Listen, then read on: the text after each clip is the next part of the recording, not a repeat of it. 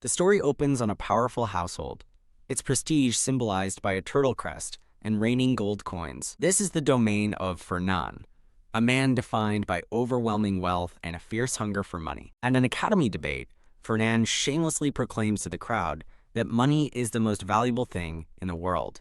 In his office, Fernan interrogates his purple-haired aide about the month's earnings, clearly displeased with the report. Hearing they earned less than before, Fernand's ordinary day turns menacing as he glares at his nervous aide. While walking outside, the aide complains about Fernand, but privately admits that he has gotten much better recently. As the aide contemplates his master's improvement, the bright, clear sky above Fernand suddenly begins to darken. Without warning, a powerful bolt of red lightning strikes down from the sky, aimed directly at him. As the shock of the blast overwhelms him, Fernand's consciousness fades into darkness. In that moment of vulnerability, a strange, disembodied soul discovers his body and senses an opportunity. "Who are you?" Fernand's mind asks, as the invading red soul excitedly realizes it's about to possess someone. The soul smirks menacingly, while Fernand's consciousness demands to know what it means by possess.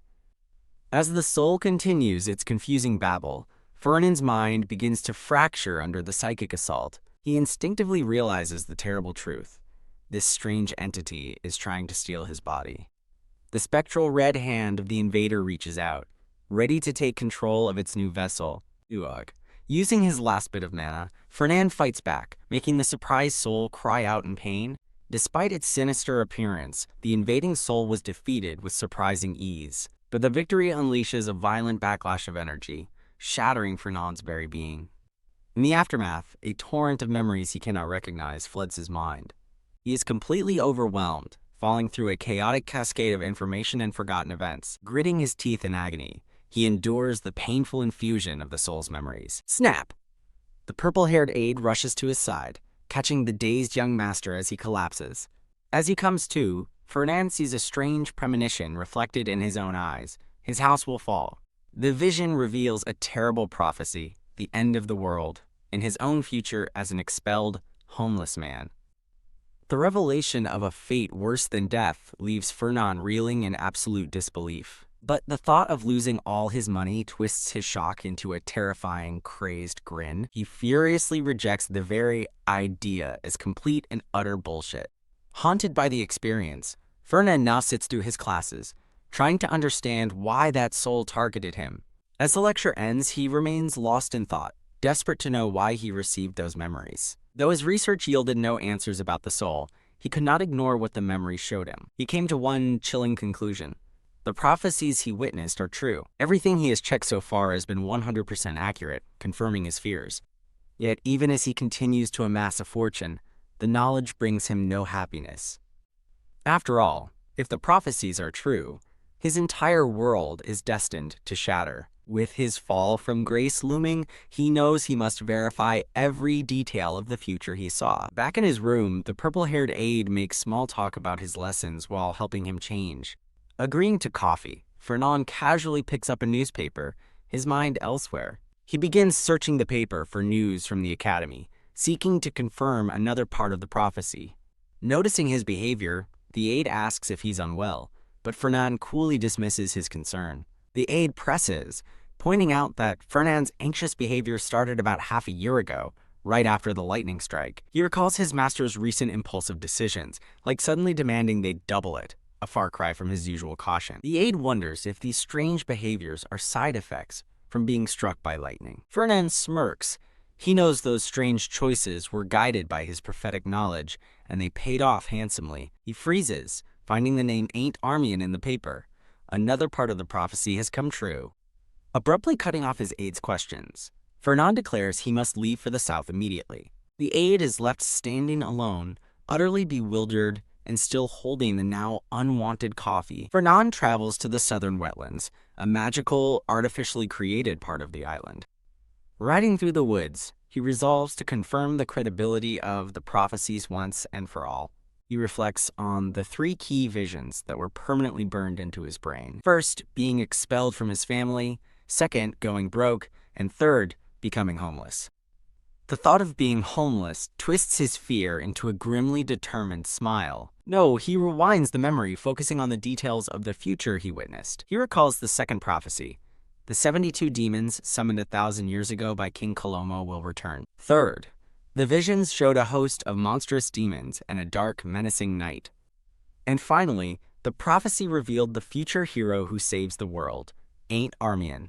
Riding through the forest, Fernand repeats the name, knowing Ain't is famous throughout the empire. The Armian house, founded by the great emperor, established the entire Armian empire. He recalls the prophecy's focus on Ain't, who traveled to the wetlands seeking a map left by the founding emperor. With the events of Ain's life detailed like a novel, Fernand knows exactly where to find him.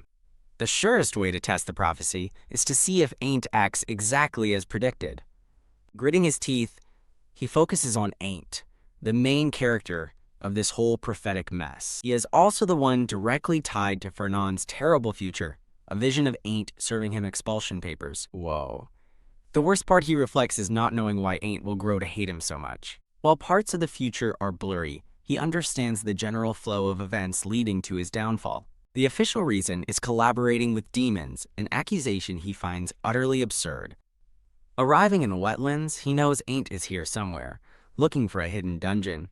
According to the prophecy, the founding emperor hid a powerful sword inside that very dungeon. If the visions are true, Fernand muses sarcastically, Ain't is certainly the perfect hero to save the world. With a vicious grin, he admits he'd kill Ein if he wasn't so critical to events, furious at the man destined to ruin him. Suddenly, his senses sharpen as he detects an unexpected smell: blood. He remembers the prophecy.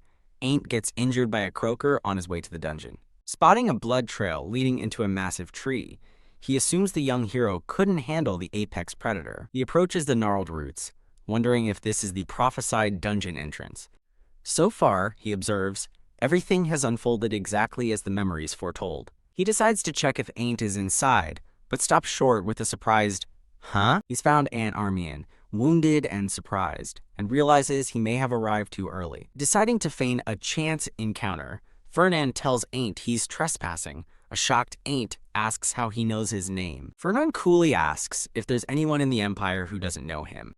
A flustered Aunt apologizes and asks who he is. Fernand introduces himself, startling Ain't, who recognizes the Pellenberg name before being chided for his casual tone. Ain't respectfully corrects his address, while Fernand, playing dumb, asks if his injury is from a lizard man.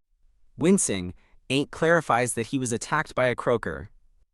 Commenting on Ain's bad luck, Fernand surprises him by offering a healing potion. He presents a sparkling, top-grade potion, explaining it's far more potent than cheap alternatives. Ain't is shocked by the generous offer, but Fernand sharply reminds him to use his proper title. When Ain't admits he has no money, Fernand states he doesn't need any. With a smirk, Fernand remarks that as a descendant of the founding emperor, Ain't is destined for greatness. Ain't is taken aback, thinking Fernand doesn't seem like the money-obsessed maniac he's heard about. Fernand cheekily tells Ain't he's being nice, as trespassing students were punished harshly back in his day. Waving goodbye, Fernand watches as Ain't bows gratefully, promising to repay the kindness. "Ugh, my potion," from the bushes. Fernand secretly watches Ain't drink it and enter the dungeon.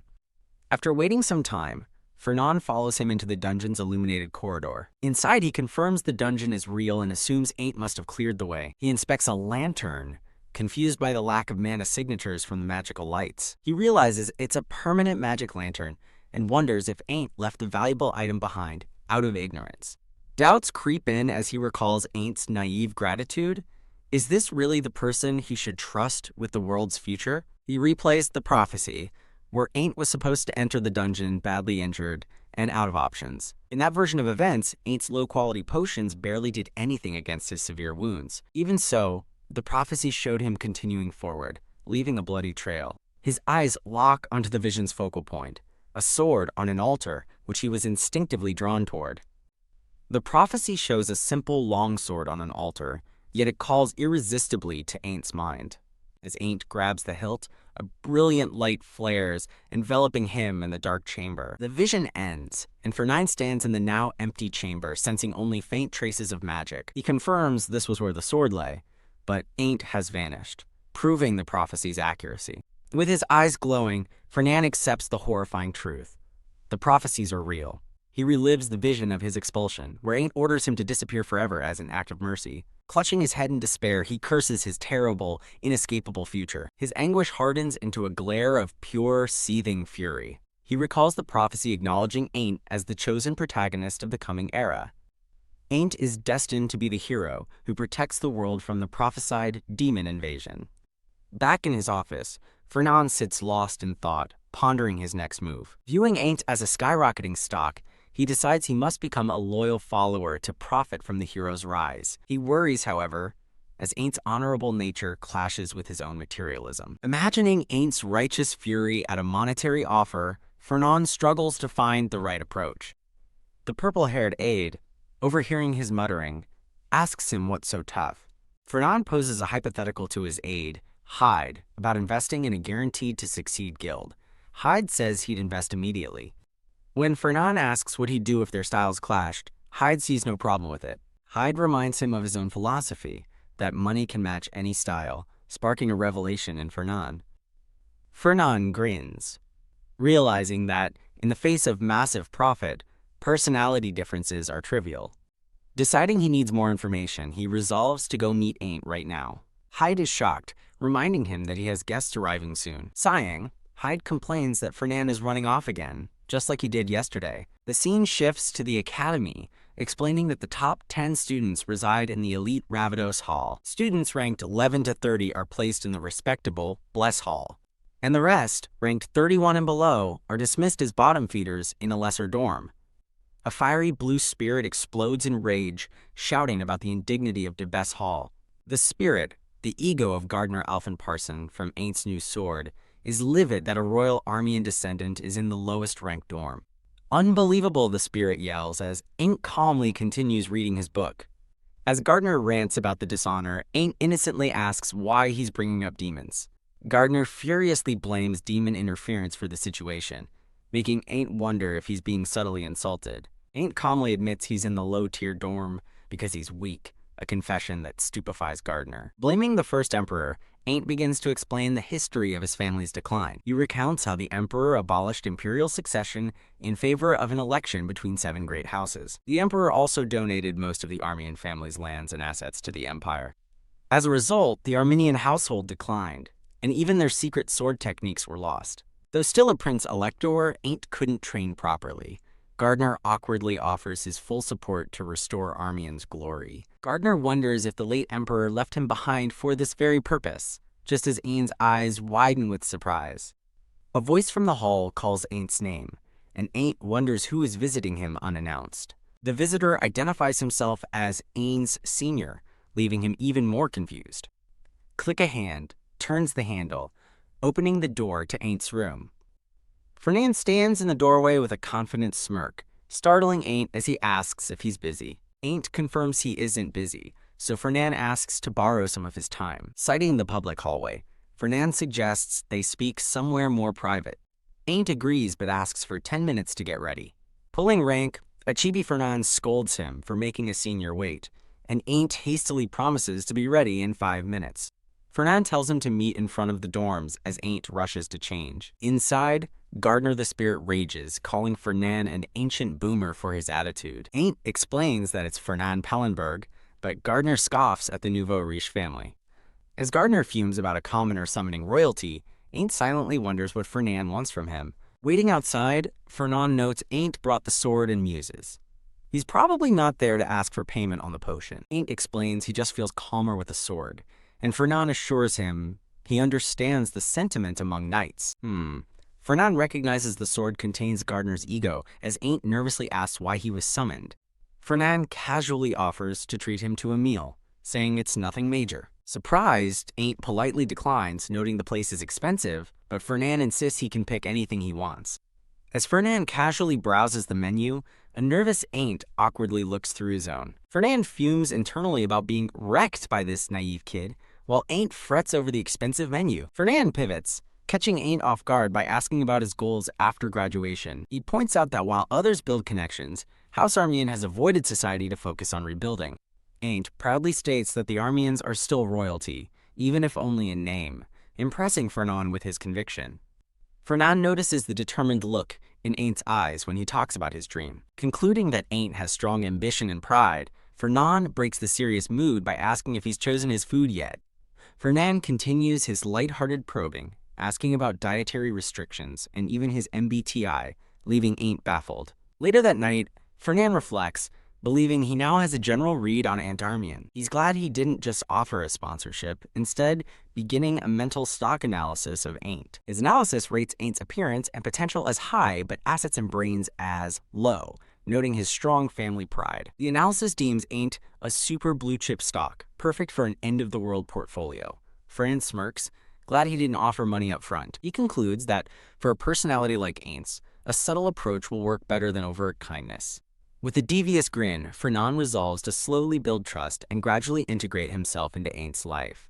He imagines himself fishing, reeling in a chibi, Aint baited with a gold bar, a huge catch. Mwahaha. He cackles, vowing to milk his new ally dry, just as Hyde welcomes him back. Hyde asks if he met with Berchef, but Fernand is momentarily confused by the name.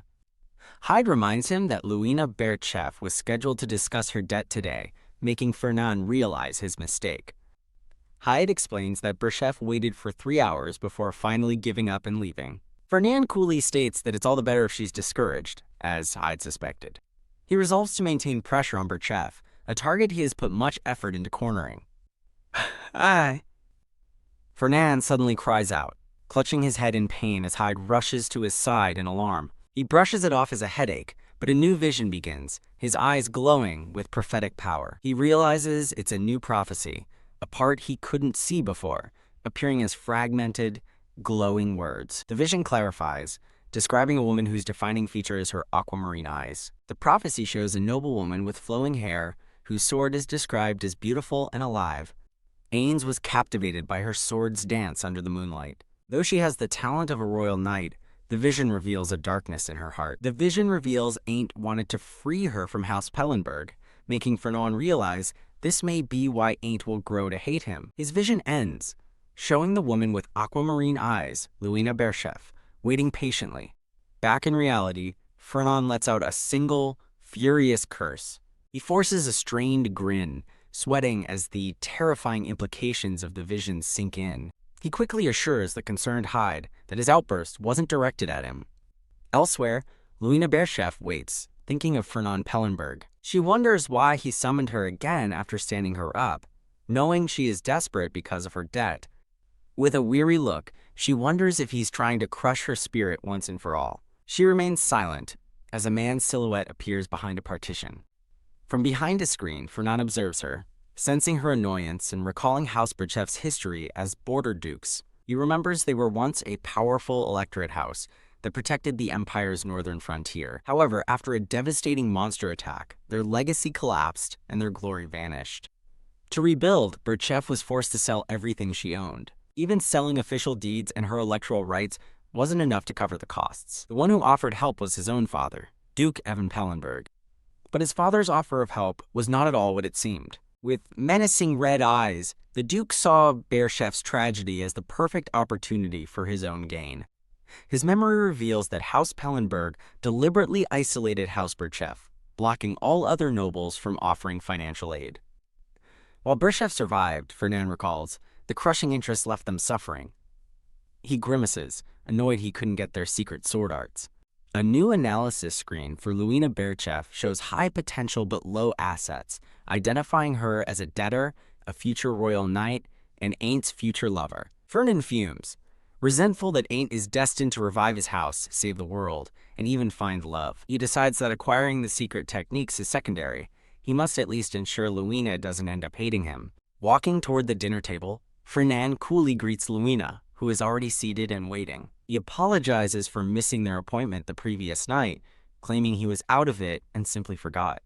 As Fernand insists it wasn't intentional, Luina coldly states that the weaker party must always endure such unfairness. In a chibi standoff, Fernand repeats his denial, and she sarcastically agrees to pretend it wasn't on purpose. Changing her mind, Luina dismisses the topic and cuts to the chase, asking why he wanted to meet her. Fernand smirks, suggesting she already knows the reason, while privately resolving to make a good impression. He begins to mention upcoming joint classes, but she immediately shuts him down with a firm no, leaving him stunned. Fernan correctly guesses her assumption that he wants to partner with her and slyly asks why he would do that. Luina calmly sips her tea, pointing out that as second in their class, she has far better options than the 10th-ranked Fernan. Her eyes widen in shock as Fernan makes an unbelievable offer. Partner with him for 3 years, and he'll waive her interest payments. He adds one more condition. She must also accept his sponsorship, which prompts the suspicious Luina to demand his motives. Fernan offers a flimsy excuse about the importance of class credits, but Luina isn't convinced. She presses him, questioning why he would want to sponsor another noble, especially since she's already on a scholarship. He reveals that he knows she sends her scholarship money home, living more frugally than even a commoner. A memory shows Luina's nanny mending a patched-up uniform while Luina studies, confirming her difficult circumstances. Stunned, Luina listens as Fernan claims he wants to invest in her talent. She remarks that nobles sponsoring other nobles is unheard of. With a wry smile, he implies their houses aren't equals, reminding her that Berchev's honor pales next to a former royal house. Luina glares, asking if he's insulting her, as Fernan internally notes that he has leverage over her that he lacks with Ain't. He knows she'll have to accept his offer in the end and tells her that now is not the time for pride. Even if she hates him for it, Fernan thinks, his praise for her talent was not a lie. A scroll dramatically announces the start of Operation Win Over Luina Berchev, Phase 2. He begins his flattery, describing her sword as more precious, beautiful, noble, and alive than any other. As his words echo, Luina listens intently, her expression unreadable. Fernan smiles confidently, certain that she can't reject someone who truly recognizes her talent. He stands and theatrically recites a ridiculously flowery hymn he composed, praising her swordsmanship, leaving Luina aghast. As a chibi Fernan poses triumphantly, a horrified Luina yells, "Gross!" and begs him to stop. She pleads for him to stop, but he shouts back that he can't. Weeping with dramatic passion, he declares he can't stop until he finds the perfect words to describe her swordplay's beauty. A triumphant scroll declares his mission to win over Luina a resounding success. Later, the terms of their deal are outlined: 3 years of interest exemption and a private sponsorship. Luina's nanny reads the contract, baffled that all Luina must do in return is be his class partner for 3 years. With a wry smile, Luina admits the deal was simply too good to refuse. When the nanny asks what he meant by potential, Luina relays his lavish praise of her noble and alive sword. Luina adds with a smug grin that he still hasn't found the perfect words to describe its beauty, much to her nanny's disgust. The nanny erupts, calling Fernan a crazy money freak, but Luina calmly tells her to watch her mouth. Luina admits she's suspicious, but the 3-year interest waiver is a price she's willing to pay for her family's sake. The nanny brings up the rank difference again, which makes Luina pause and consider the point. Just then, a servant enters and announces that Lord Fernan Pellenberg wishes to see her. The servant explains that Fernan is waiting at the training ground, annoying the nanny but perplexing Luina. As her nanny grumbles, Luina wonders what he could possibly want at the training grounds. The scene shifts to the training grounds, where Fernan stands waiting patiently, holding a staff. A narrative panel explains that Luina has always been ranked second, blocked by the top student, Almond Donnerts. Despite her talent, the narration continues, she has never once been able to beat him. Although she has the qualities of a royal knight, a flashback to the prophecy reminds Fernan that a darkness resides in her heart. Fernan smirks, deciding he'll soon see if Luina is truly the real deal. Luina arrives at the training ground, looking nervous but resolute as she grips her sword. He explains he wants to prove he's not an inferior partner. She asks if he means to do that by defeating her right now. Luina acknowledges his skill, noting he must be powerful to enter Ravidos Hall despite being ranked 10th. However, she points out the vast difference between 2nd and 10th place, and Fernan coolly agrees to test it. Drawing her sword, Luina accepts the challenge, eager to see him prove himself.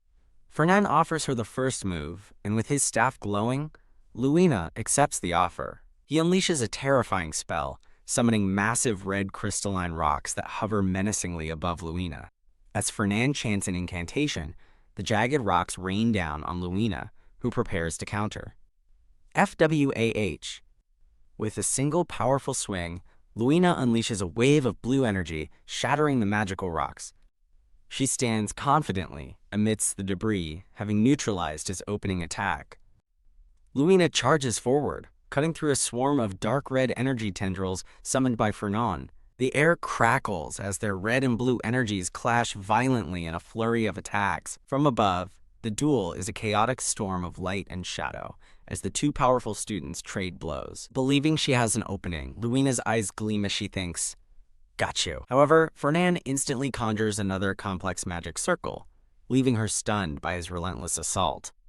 Luina stares in shock, taken aback by the overwhelming display of magical power. Fernand stands behind a massive, glowing red magic circle, unleashing another devastating spell. Boom Luina is horrified, realizing he just destroyed the magically reinforced floor of the training ground. Sweating, she stares in disbelief, realizing Fernand's true power is beyond anything she imagined. Fernand stands imposing and calm amidst the destruction, his staff glowing before a massive crimson sigil.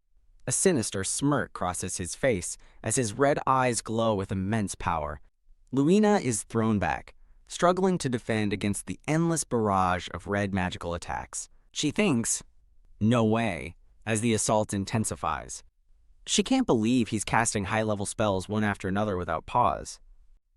Overwhelmed, she wonders just how much mana he could possibly possess. Fernand remains poised, effortlessly controlling the destructive storm around him. Luina realizes with dawning horror that these are definitely not the abilities of a 10th place student. Her eyes glow with fierce determination as she realizes she'll lose if the fight continues at this rate. Blue energy swirls violently, repelling the shattered red and black debris. Her body erupts in a powerful blue aura as she gathers her strength for a final, decisive move. Fernand's eyes widen slightly in surprise as he senses her power surge. He breaks into a confident, knowing smile. Boom! A massive shockwave rocks the training ground as their powers collide again. Luina's glowing blue sword clashes against Fernand's crimson spell. Channeling her energy, she leaps through the air in a powerful arc, preparing to strike. She slices through his final magical barrage, closing the distance between them. Fernand raises his staff for one last spell. Clang! Her sword stops just short of his neck as his staff falls to the ground. She stares in shock. With a smug smile, Fernand calmly declares, "I give up." Enraged, Luina asks if he's mocking her, but he calmly explains he's simply run out of mana. He states that a mage with no mana can't defeat a knight, and Luina senses he's not acting. She realizes she won by weathering his storm of attacks until he was completely drained.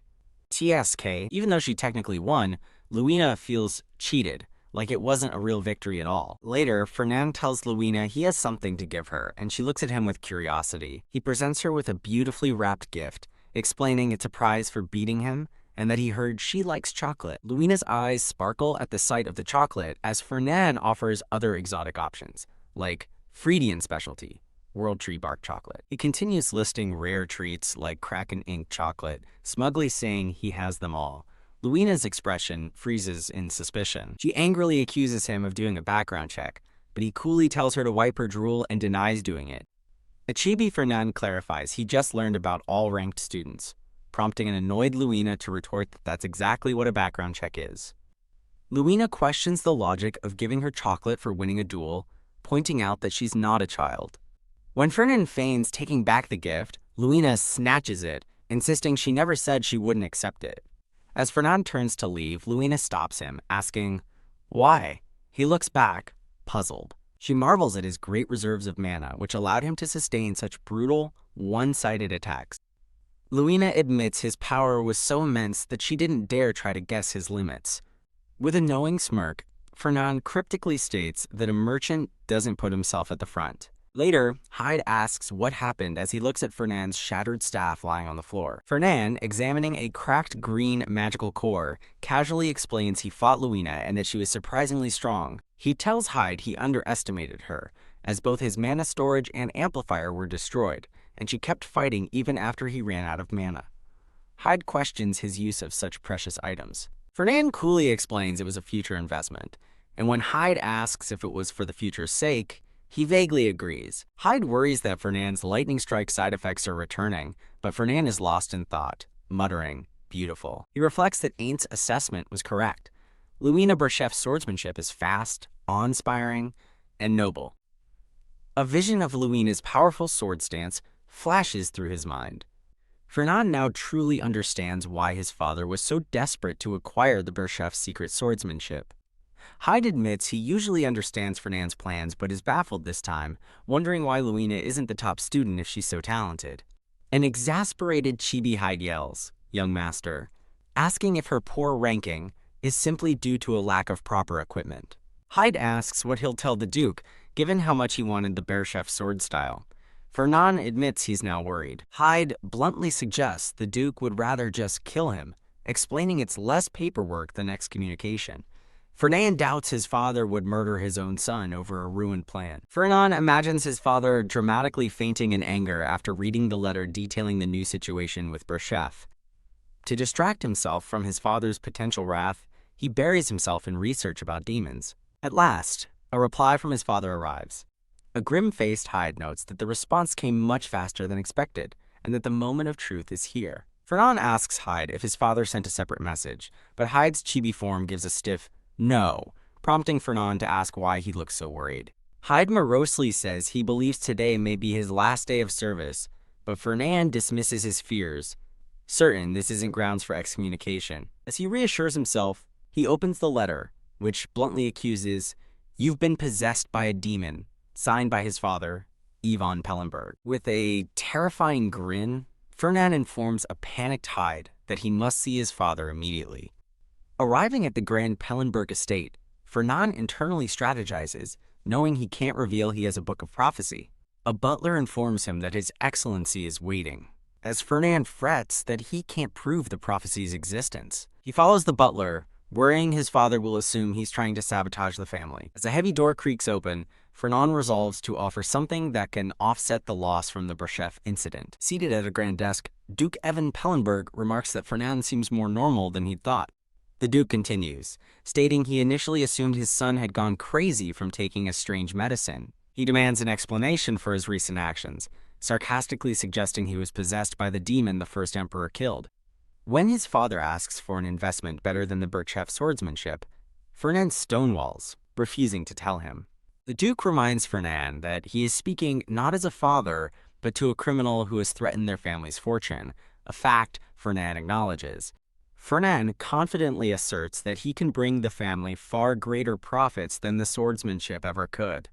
His father leans forward, intrigued, and asks again for the source of his confidence. Fernand once again refuses to answer, infuriating his father, who scolds him for his unprecedented stubbornness. The Duke dismisses his defiance as a tantrum, prompting Fernand to decide he must use a card from the prophecies. Fernand proposes a deal. If his father entrusts the Berchef case to him, he will provide exclusive information from his private intelligence agency. The Duke scoffs at the idea but agrees to hear him out, demanding to know what outstanding information he could possibly have. Fernand begins his pitch, revealing a location west of the Alus Mountains, in Viscount Donnert's territory. He reveals the existence of a massive, undiscovered mana crystal mine in the area. The Duke is stunned, admitting he's never heard of it and questioning how Fernand's Playhouse agency found it. Fernand slyly uses an analogy, saying that sometimes even children digging in the dirt get lucky and find buried coins. He smiles, thinking to himself that the Alus Mountains are a hidden pot of gold. The Duke stares intently, the weight of the revelation sinking in. Fernand knows the mine is incredibly profitable, but recalls that the prophecy only mentioned it briefly. Because it hasn't been confirmed, he admits to himself that he doesn't know its exact size. However, he's sure it's enough to buy him time, especially since Viscount Donnert's family is financially weak after a shipwreck. The Duke schemes to use the Donnert's family's financial weakness to gain access to the mine, while delaying anyone else from learning of the prophecies. He agrees the mine could make up for the losses, but insists on confirming it first, dismissing Fernand to return to his studies. Hugh Fernand feels like the stressful meeting took years off his life, but is relieved to have bought himself some time. Just as he's about to relax, his father's stern voice calls his name, startling him. Sweating, Fernand asks what his father wants, confused as to why he's being called back. His father surprisingly invites him for a meal, and a flustered chibi Fernand reluctantly agrees. Later, the Duke expresses his disappointment to Hyde that their own intelligence unit, the Black Turtles, failed to find what Fernan did. Hyde apologizes, but the Duke tells him not to be too hard on the unit. Hyde asks for the Duke's impression of Fernan, noting he's become a true merchant to have struck a deal with him. Still baffled by how Fernan found the mine, the Duke orders a full investigation into his son's private information agency. Hyde confirms he means the Golden Pillars, as the Duke muses that Fernan always knew ores were highly profitable. A vision shows Fernan chose to be an Earth Mage, specifically because of its connection to valuable ores. Hyde remarks that if the mine is real, it means Fernan might have successfully. The Duke smiles, realizing Fernan has likely grown his agency to specialize in finding ores and mines, a long-held interest of his. Overcome with fatherly pride, the Duke beams, crediting his son's smarts for the brilliant discovery. His mood shifts again as he grimly orders an investigation into Luina Berchef to discover how she managed to seduce his son. Hyde questions if the Duke believes Fernan is romantically involved, but the Duke dismisses it, stating his son only makes calculated investments. Hyde suggests that Fernan's silence could imply another, more personal reason has convinced him. The Duke smirks, rhetorically asking what else it could be besides love. His expression turns serious, however, as he admits something about that explanation doesn't feel right. With a cunning smile, the Duke wonders what Fernan's true motivation could be. The scene shifts to Luina, who learns that Ilya Torda and Carlo Danube have partnered up after she told Carlo she was pairing with Fernan. Fernan confirms Ilya's rank has risen from 5th to 4th place in night studies. He asks if Luina is okay with the rumors about their partnership that must be spreading throughout the academy. Luina calmly continues eating her dessert, stating she knew the rumors were inevitable. She admits people are saying she partnered with him for money, and since that's not entirely untrue, she's prepared for the gossip. Fernan smiles, confirming she's there for the money and declaring that's why he loves it so much. He smugly proclaims that money can buy anything, as Luina watches him, thinking he's truly obsessed. Luina internally expresses her loathing for Fernan's materialistic attitude as her dislikes counter for him skyrockets. Fernan presents Luina with a lavish box and an envelope, calling them an elixir and an exchange ticket. He explains the elixir is a rare mandragora root extract and the ticket is for their family's merchant armory. He adds that the ticket can be exchanged for armor of the highest possible quality. Stunned, Luina insists she can't repay him for such gifts, but he simply reminds her of their sponsorship contract. She points out the extreme cost of the items from the Golden Turtle's armory and asks if he's sure about this. When he feigns that she doesn't want the gifts, she quickly denies it, though he knows she's rightly hesitant. Fernan thinks that this is a small price to get her on his side and avoid his own ruin, and if she becomes strong enough to stop demons, it's a win-win. Luina still feels it's too much. He reminds her that refusing the sponsorship violates their contract and implies there's a hefty fine, which shocks her into silence. Announcing he has other business, Fernan bids her farewell and says he'll see her in class. Luina watches him leave, still baffled by the sheer extravagance of his sponsorship. A moment later, she freezes, realizing she's almost certain there was no penalty clause in their contract. Teased, she wonders why he's lying and trying so hard, concluding he's just trying to buy her loyalty to steal her family's swordsmanship. She vows that, no matter how hard he tries, he will never succeed in his scheme. The scene transitions to a bright, beautiful day at the academy. A sprawling view of the pristine white academy building is shown. Inside a lecture hall, Fernan scans the room, searching for Ain't Armian. He spots Ain't, a confident blonde student, standing with his peers at the first lecture for first-year night students. Narration explains that students duel on the first day and that the prophecy says Ain't will obtain an ego sword here. This moment marks the beginning of Ain't's journey to becoming a world-saving hero. Bathed in a heroic golden light, Ain't looks resolute, ready to fulfill his destiny. As Fernan watches from a balcony, a blonde student approaches, expressing surprise at seeing Fernan Pellenberg there. The blonde student greets Fernan as Your Highness, but Fernan tells him to drop the formalities. As the student explains, he's just paying his respects. He asks what brings Fernan to the night's lecture hall, and if any of the new students have caught his attention. Fernan smirks, replying that he's always on the lookout for high-ranking students and turns the question back on him. The blonde student correctly guesses that Fernan is there to see Aunt Armian. He explains his own interest is natural, given Ain't's rare bloodline. A caption identifies him as Rudger Schwaben, the second prince. A family tree reveals that the current Imperial Schwaben family shares its roots with the former Imperial Armian family. The chart details the complicated history between the two families, showing how their lines diverged generations ago. Narration explains that Prince Rutger values his family's authority, making Ain't Armian a political threat due to his superior legitimacy. Fernan realizes Rutger is also here for Ain't, just as the prince's attention is drawn to someone else. Rutger identifies the newcomer, a confident, red-haired student named Varian Kalbrudern. Rutger explains Varian ranked second in night studies and is likely trying to supplant the Armians, which is why he was eyeing Ain't. In a flashback, Rutger commands Varian to defeat Ain't and prove that the past is over. In Ain't's prophesied story, Varian is shown accepting the prince's command. Varian is revealed to be the villain in Ain't's story, tasked with destroying the last hope of the Armian line. An instructor announces the next duel, Anto Dnern versus Ain't Armian, as Prince Rutger and his pawn Varian watch. Fernan reflects that all of Ain't's rivals witnessing his first step as a hero feels like an act of fate.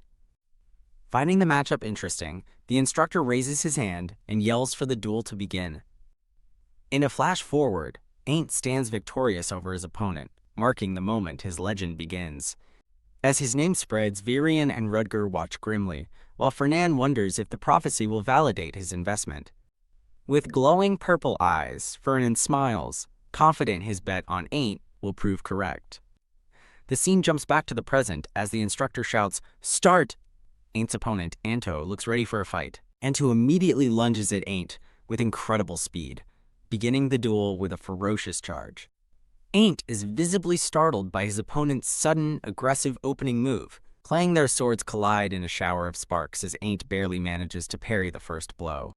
Anto unleashes a red aura from his blade, overpowering Ain't's defense. Ain't is sent flying backward, unable to withstand the sheer force of the attack. Anto relentlessly presses his advantage, closing in for another strike. Panting heavily, Ain't struggles to his feet, clearly shaken by the overwhelming assault. Watching from above, a student remarks on Ain't's bad luck in drawing such a strong opponent randomly. Anto's barrage continues, slamming Ain't back again. As a spectator notes, Anto ranked 10th on the entrance exam.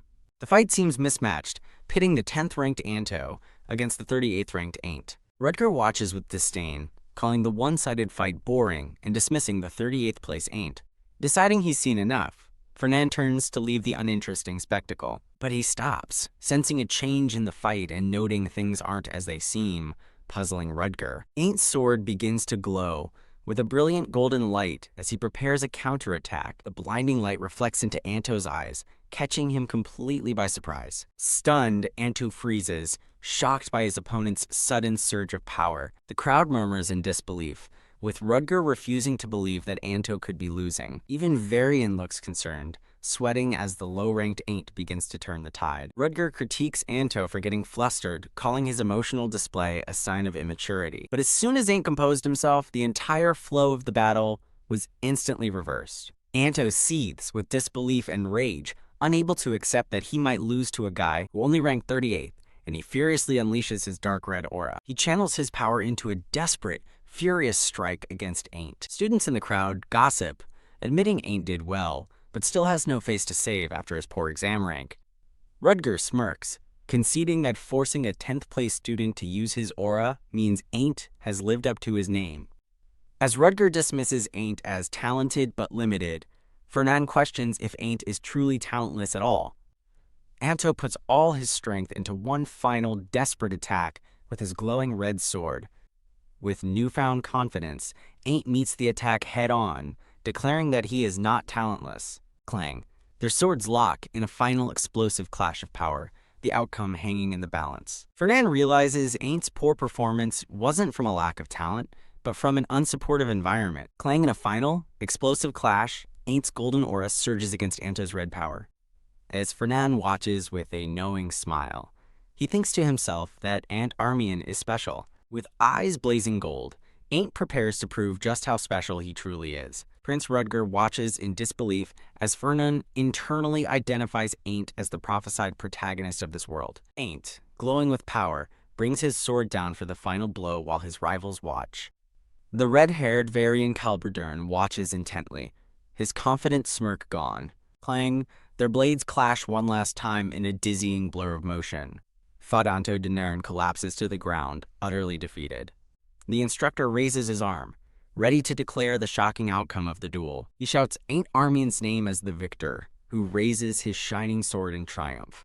The crowd erupts in disbelief as students exclaim that Ain't actually beat the 10th-ranked Anto Denern. With Ain't stock soaring, Fernand celebrates his perfect investment, hearing the satisfying cha-ching of future profits. While a stunned Prince Rudger struggles to comprehend Aint's victory, Fernand plans to recruit the hero before moving on to his next objective. Elsewhere, students gossip about Luina and Fernand's partnership, wondering why she would pair with him. While students whisper that Luina is only with him for money, she and Fernand sit together, unbothered by the attention. Fernand smirks, asking Luina if she enjoyed the elixir and new gear he provided her. A flashback shows Luina was ecstatic, showing off her cool new armor and feeling energized by the elixir as her maid cheered. Back in the present, Luina begrudgingly admits to Fernand that the gifts weren't bad. A black-haired instructor and Professor Grad arrive, confirming all student pairs have been formed. The black-haired instructor introduces Professor Grad and announces that the Night and Magic faculties will be holding joint classes. A brown-haired professor begins the class, asking if all students have received their maps from the teaching assistants. As a hand activates a magic circle on the desk, he announces their first class will be practical training. The instructors declare there's no better test than a real-life situation, and that the students will be thrown into the field. Professor Grad explains their task: reach the destination marked on their map within 4 hours. He adds a critical rule: they must arrive at exactly 2 p.m., not a moment sooner or later. A student raises his hand, asking if their scores from this training will be included in their final grade. The instructors confirm it's a major part of their curriculum and that students can earn extra points by defeating other teams. Without answering further questions, the black-haired instructor abruptly begins the exercise, shocking the students. Good luck, she says, as a flash of purple light envelops the room. In an instant, Fernand and Luina are transported to a vast and beautiful forest. Standing on a cliff, Luina asks where they are, and Fernand replies they'll have to figure that out. Luina pragmatically decides they should consult the map first to get their bearings. Just then, they spot another pair below, a red-haired girl and a freckled boy, who greet Fernand nervously. Luina identifies them as low-rank students, Jane Hawks and Ned Fallon, and asks Fernand for his plan. Fernand dismissively asks if there's any need to fight failures, infuriating Jane and Ned. Surprisingly, Fernand tells a pleased Luina that he will follow her suggestion this time. Deciding to act, Luina declares they'll get the additional points first and then figure out their location. Fernand questions if they should use a spell, but Luina retorts, asking if such a convenient spell even exists. The two bicker, with Fernand suggesting a high viewpoint, and Luina asking how that's better than simply using the map. Sensing danger, Ned tells a worried Jane to forget it and run. Luina wastes no time, leaping from the cliff in an acrobatic flip to intercept them. She lands gracefully, blocking the path of the terrified students. Kaya! Calling them her additional points, Luina asks where they're going as they scream in panic. She channels crackling blue energy into her sword for a powerful downward strike. Her attack slams into the ground, creating a massive shockwave. Her sword hums with residual purple energy after the overwhelming attack. Fernand realizes the maps must have a defensive spell, as Luina wishes she'd known, though he dryly notes she hardly went easy on them. A holographic card bearing the names of Jane Hawks and Ned Fallon shatters, confirming their elimination. Back in the observation room, Professor Grad notes another team has been eliminated, remarking that the pace is faster than expected. In the observation room, a black-haired professor notes with a smirk that all eliminated students were defeated by each other, not monsters. A red-haired professor asks his colleague, Professor Rosalia, if any pairs have caught her interest. She replies that Ludger Schwaben and Almond Donnerts are strongest by grades. The red-haired professor adds that the team of Kirillo Denev and Alia Torta is also worth watching.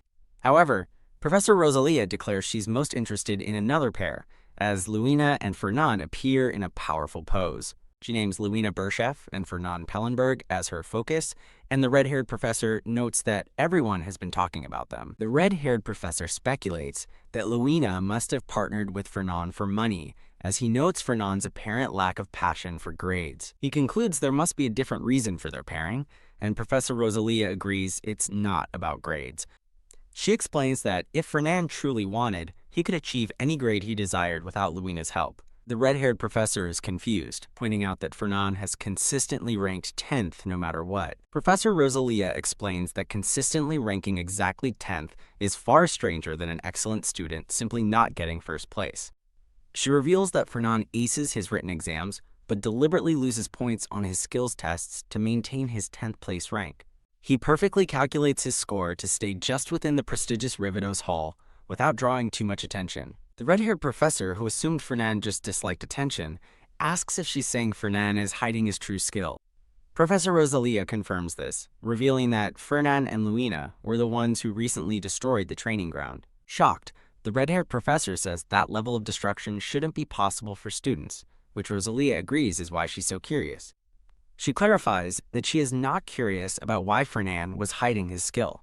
She's far more interested in why he has suddenly decided to stop hiding it. The scene shifts back to Fernand, who stands alone on a floating island, consulting the map. As he pinpoints their location, the distant screams of students being defeated by Luina echo through the cliffs. Having figured out their location, Fernand coolly declares he's done with his part of the task. Luina lands amidst the defeated students and impatiently asks Fernand if he's figured out where they need to go. Fernand confirms their destination is to the northeast and that they'll encounter more teams, which Luina thinks is great. Luina resolves to find their next opponents and rack up points, her sword crackling with blue energy. Suddenly, a massive, ominous spell with dark runes descends upon them from the sky. A confident, blue-haired student named Carrillo Deneuve appears with his partner, vowing to defeat Fernand Pellenberg. Fernand pulls an annoyed Luina out of the line of fire, thinking that was close, before calling their ambush cowardly. Carrillo smirks, retorting that there's no cowardice in a real-life battle situation. Glowing with power, Carrillo declares it's his good fortune to have found them so early and prepares to attack. Luina asks why Carrillo is so angry, and Fernand speculates it's because he thinks Fernand stole her as a partner. Fernand's quip about Carrillo having a small heart for a big man clearly strikes a nerve. Blushing with fury, Carrillo shouts at him to stop talking and fight. Fernand notes a clash is inevitable and tells Luina that since they're facing a high-level pair, she can't just sit back and watch. Luina, expressing deep distrust, scoffs that she doesn't need his support and will instead support his rampage. Fernand questions what support she can offer, then reasons that teamwork is the only thing that matters in a paired fight anyway. Don't worry, he says, as he begins to cast a spell, swirling red energy around himself and Luina. His spell shatters the very ground beneath them, sending rocks flying.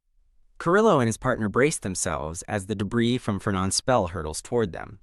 With his eyes glowing red, Fernand flashes a confident smile and tells Luina to just trust him. Back in the observation room, Professor Rosalia notices that a serious clash has just begun. Professor Grad identifies the location as the Western Mountains and wonders if they're fighting monsters already. Professor Rosalia clarifies that monsters don't appear in that area and uses a spell to zoom in on the holographic map. Professor Grad realizes two of the high-ranked pairs Rosalia mentioned are fighting, which he finds very good. He declares that they will finally get to witness Fernand Pellenberg's true abilities firsthand as the battle erupts. The four combatants are locked in a chaotic mid-air battle, a blur of magic and steel.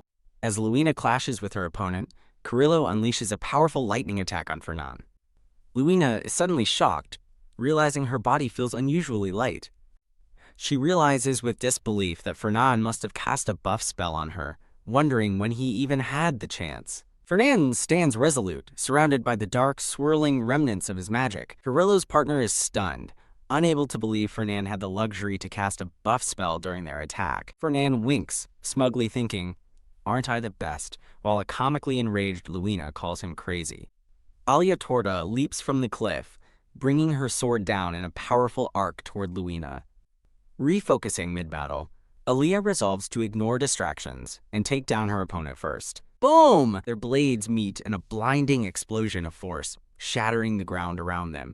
With a grunt, Alia overpowers Luina, forcing her opponent's glowing blade down in a contest of strength.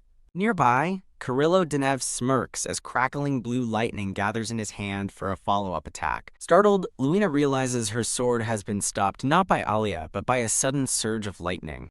Carrillo has caught her blade, channeling paralyzing lightning directly into her sword. Luina finds herself completely immobilized, trapped by the crackling blue energy coursing through her body. "Caught you, Luina." Alia sneers as a shocked Luina realizes she can't believe this is happening. Wreathed in a golden aura, Alia prepares to finish the fight, declaring that her power can cut through anything. Suddenly, a massive boulder crackles with lightning as it appears between them, shocking Carrillo and Alia. Fernan appears beside Luina, having saved her from the coordinated attack. A stunned Luina stares at the aftermath, asking what just happened. Fernan smugly explains it was just magic, a new spell his family developed that he decided to learn. He reveals it's a spell that swaps objects of the same weight, much to Luina's wide-eyed shock. Enraged, Luina demands to know how he knew her weight. Fernan calmly replies that HR has records of her. A powerful explosion erupts where Fernan and Luina had been standing moments before. Fernan coolly steps away, telling an annoyed Luina they can talk about this later. Grabbing him by the collar, Luina furiously vows to track down and burn those records, as Fernan complains about her roughness. As Luina drags him, a chibi Fernan comically begs her to be more gentle. Luina issues a command. She'll fight Alia while he distracts Carrillo, as Fernan bemoans having to roll on the ground again. Fernan's demeanor changes as a powerful, swirling blue magic circle forms around him. Fernan smirks, noting he was wondering why Carrillo hadn't used his famous lightning rain attack yet. He recalls Carrillo's technique, a great pillar of light formed from countless lightning bolts. As he faces his opponent, he remembers that Carrillo's specialty is double casting, with destructive power beyond any average student. Fernan notes this is why Carrillo is a top student, but muses he has researched a few counters. He produces 2 glowing blue orbs, deciding it's finally time to test their effectiveness. Fernan begins casting a complex spell, his staff glowing with red energy. Carrillo unleashes his own spell, glowing with intense blue lightning. The 2 powerful mages stare each other down as their spells build to a climax. Carrillo's lightning surges forward, completely engulfing Fernan's silhouette in a massive blast. The smoke from the explosion slowly begins to clear. With glowing red eyes, Fernan emerges from the smoke with a confident smirk. Carrillo stares in disbelief, shouting that it's impossible for Fernan to have blocked his attack. Fernan reveals his trick, a mana-absorbing storage device, now lying on the ground as 2 spent black spheres.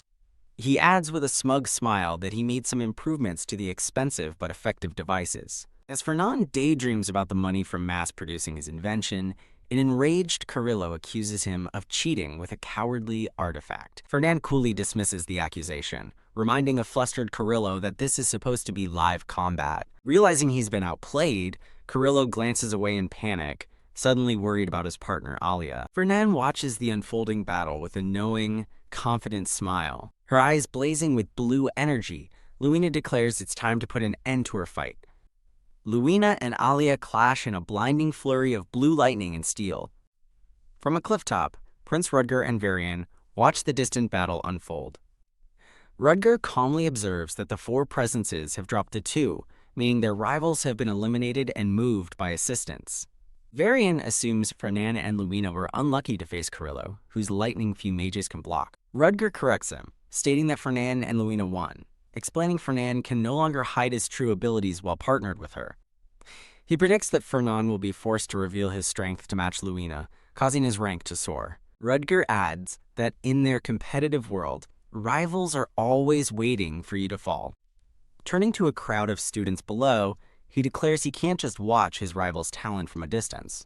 Rudger addresses the other students, promising them safe passage and a high rank if they follow him. Rudger tells his followers there's one more pair they must eliminate before proceeding. He reveals his target, the formidable duo of Fernan Pellenberg and Luina Berchev. Meanwhile, Fernan and Luina effortlessly dispatch a screaming monster in a flash of blue energy. As more monsters appear, Luina notes they are nearing their destination and confidently states they are on track to score first. Luina watches as Fernan stands over the corpse of a slain troll, his staff glowing.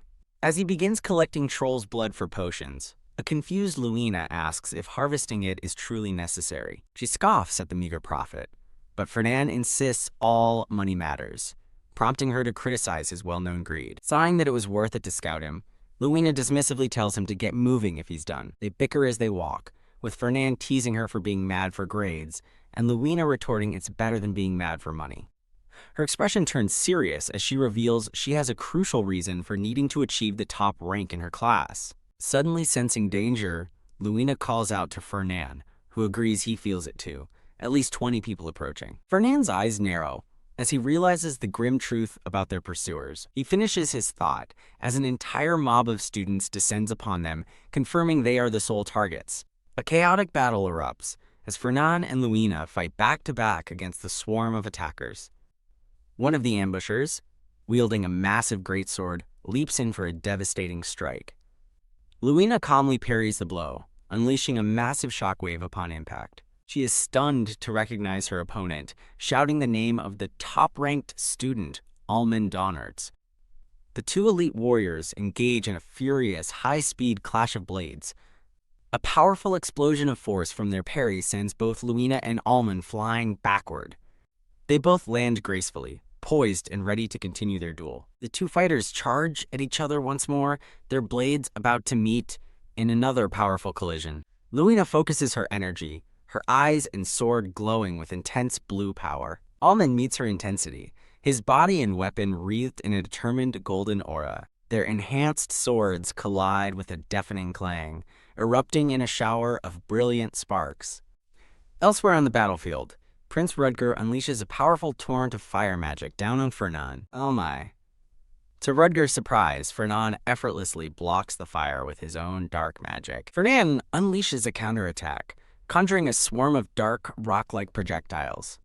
Rutger calmly raises his staff, preparing a spell to defend against the incoming barrage. The collision of their powerful magic creates a cataclysmic explosion that rocks the entire battlefield, Mai landing gracefully. Fernan complains that he had only planned to sit back and watch. Rutger smirks, mockingly asking Fernan to go easy on him since he's already taken out half of his followers. Luina comments that Fernan is trying unusually hard, while he scoffs at Rutger's kingly act and declares he's aiming for first this time. Unimpressed, Rutger says first place won't happen and suggests they resolve their conflict peacefully. He reminds them that with less than an hour remaining in the test, time is short. He argues that if they fight here, it's likely neither team will reach the destination in time. Rutger then makes his offer. If they yield first place, he will allow them to take second. As Rutger calls it a win-win, Fernan silently considers the proposition.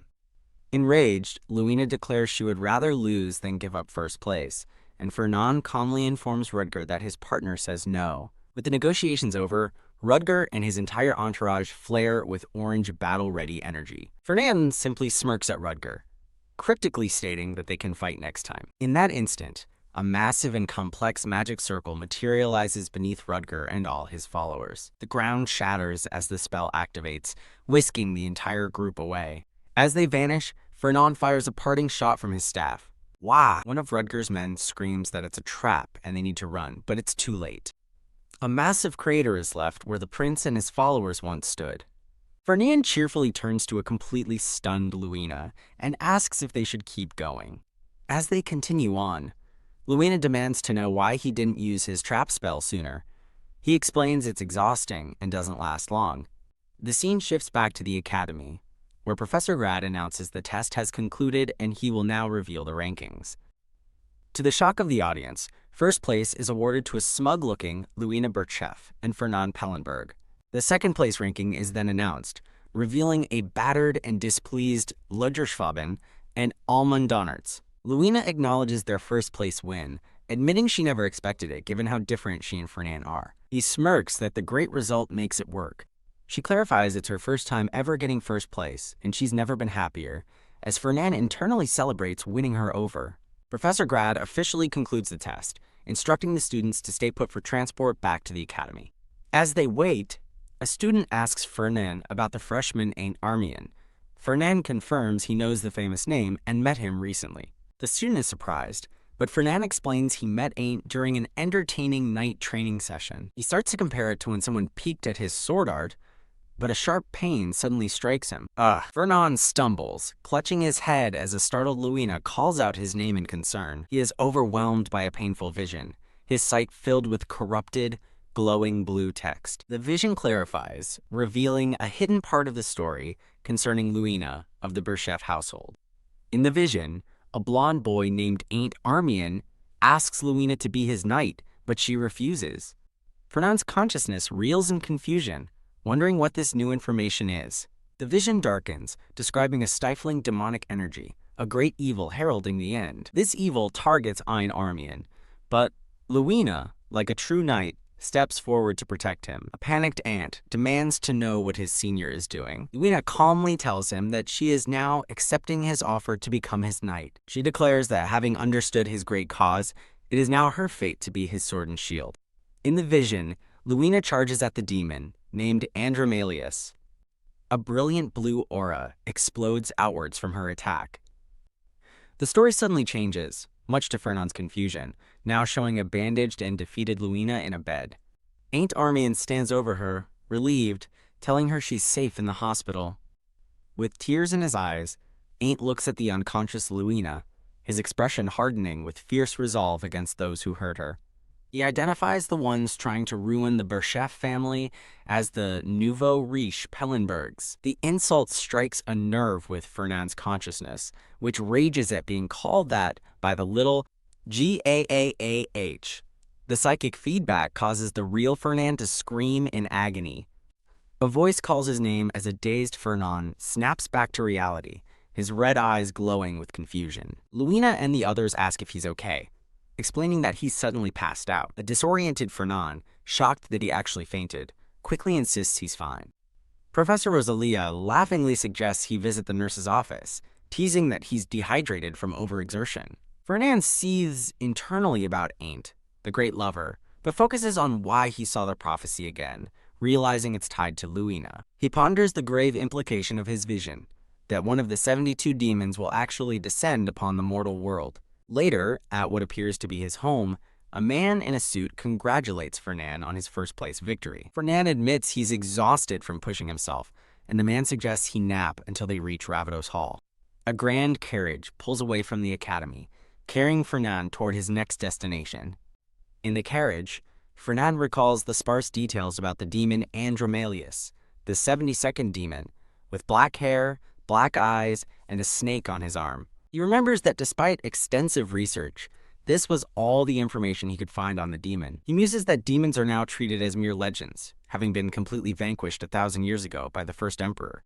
The sinister creatures have not appeared in the world since that ancient victory. Fernand reasons that since Aunt always defeated them in the original story, it shouldn't be a huge issue, but still, he worries. He can't forget the vision of Luina being badly injured during her battle with Andromalius. He debates whether he should tell Luina what he saw, but doubts she would even believe him. He recalls trying to hint at the danger earlier as he and Luina walk together. She again asks if he's truly okay. After assuring her he's fine, Fernand asks if she believes in demons, a question that catches her off guard. He presses for an answer, and Luina states that of course she does, since the Empire's history is founded on defeating them. Fernand then poses a chilling question. What if demons still exist in the world today? Luina asks if he hit his head during training, causing a dejected Fernand to realize she just thinks he's crazy. Fernand's thoughts turn back to the prophecy, recalling a key event set to happen 1 month from now in a sparring class. In that class, Ein Armian will defeat Varian Kalberdern, the second-ranked student, establishing himself as unmatched in the academy. A vision shows Prince Rudger expressing his disappointment, admitting he was wrong to believe in Varian, a knight of Kalberdern. Having lost everything, Varian's rage toward Aunt festers, allowing a demon to find a crack in his heart to exploit. Fernand realizes this will be the demon's first indirect appearance, and if he handles it wisely, it's a perfect chance to win public trust. In his carriage, Fernand fumes that he can't access his prophetic vision, wondering if it requires a specific time or condition. A hand holds a newspaper filled with headlines about the surprising victory of Fernand Pellenberg and Luina Berchef. Reading the paper, Aunt Armian scoffs that the nouveau riche Pellenberg is just using the prestigious Berchef name for recognition. HMPH, his blue spirit companion, angrily declares the two houses are incomparable, as the Berchefs were the Emperor's legendary knights. Aunt notes that people value the Pellenbergs more now, but the spirit retorts that this is why the world is doomed. The spirit complains about their family's association with upstarts, then gets an idea. Aunt should ask Fernand for money. Aunt is taken aback by the sudden suggestion, as his spirit companion asks if Fernand isn't friendly towards him. The spirit argues it's clear Pellenberg wants to cozy up to him, illustrating how the Pellenbergs use indirect schemes to get what they want. Aunt worries, Fernan approached him with ulterior motives, lamenting that his own imperial family has fallen, as his spirit impatiently urges him on. The spirit snaps at Ain't to stop being self-aware, insisting they should just use Fernan to their advantage, regardless of his true motive.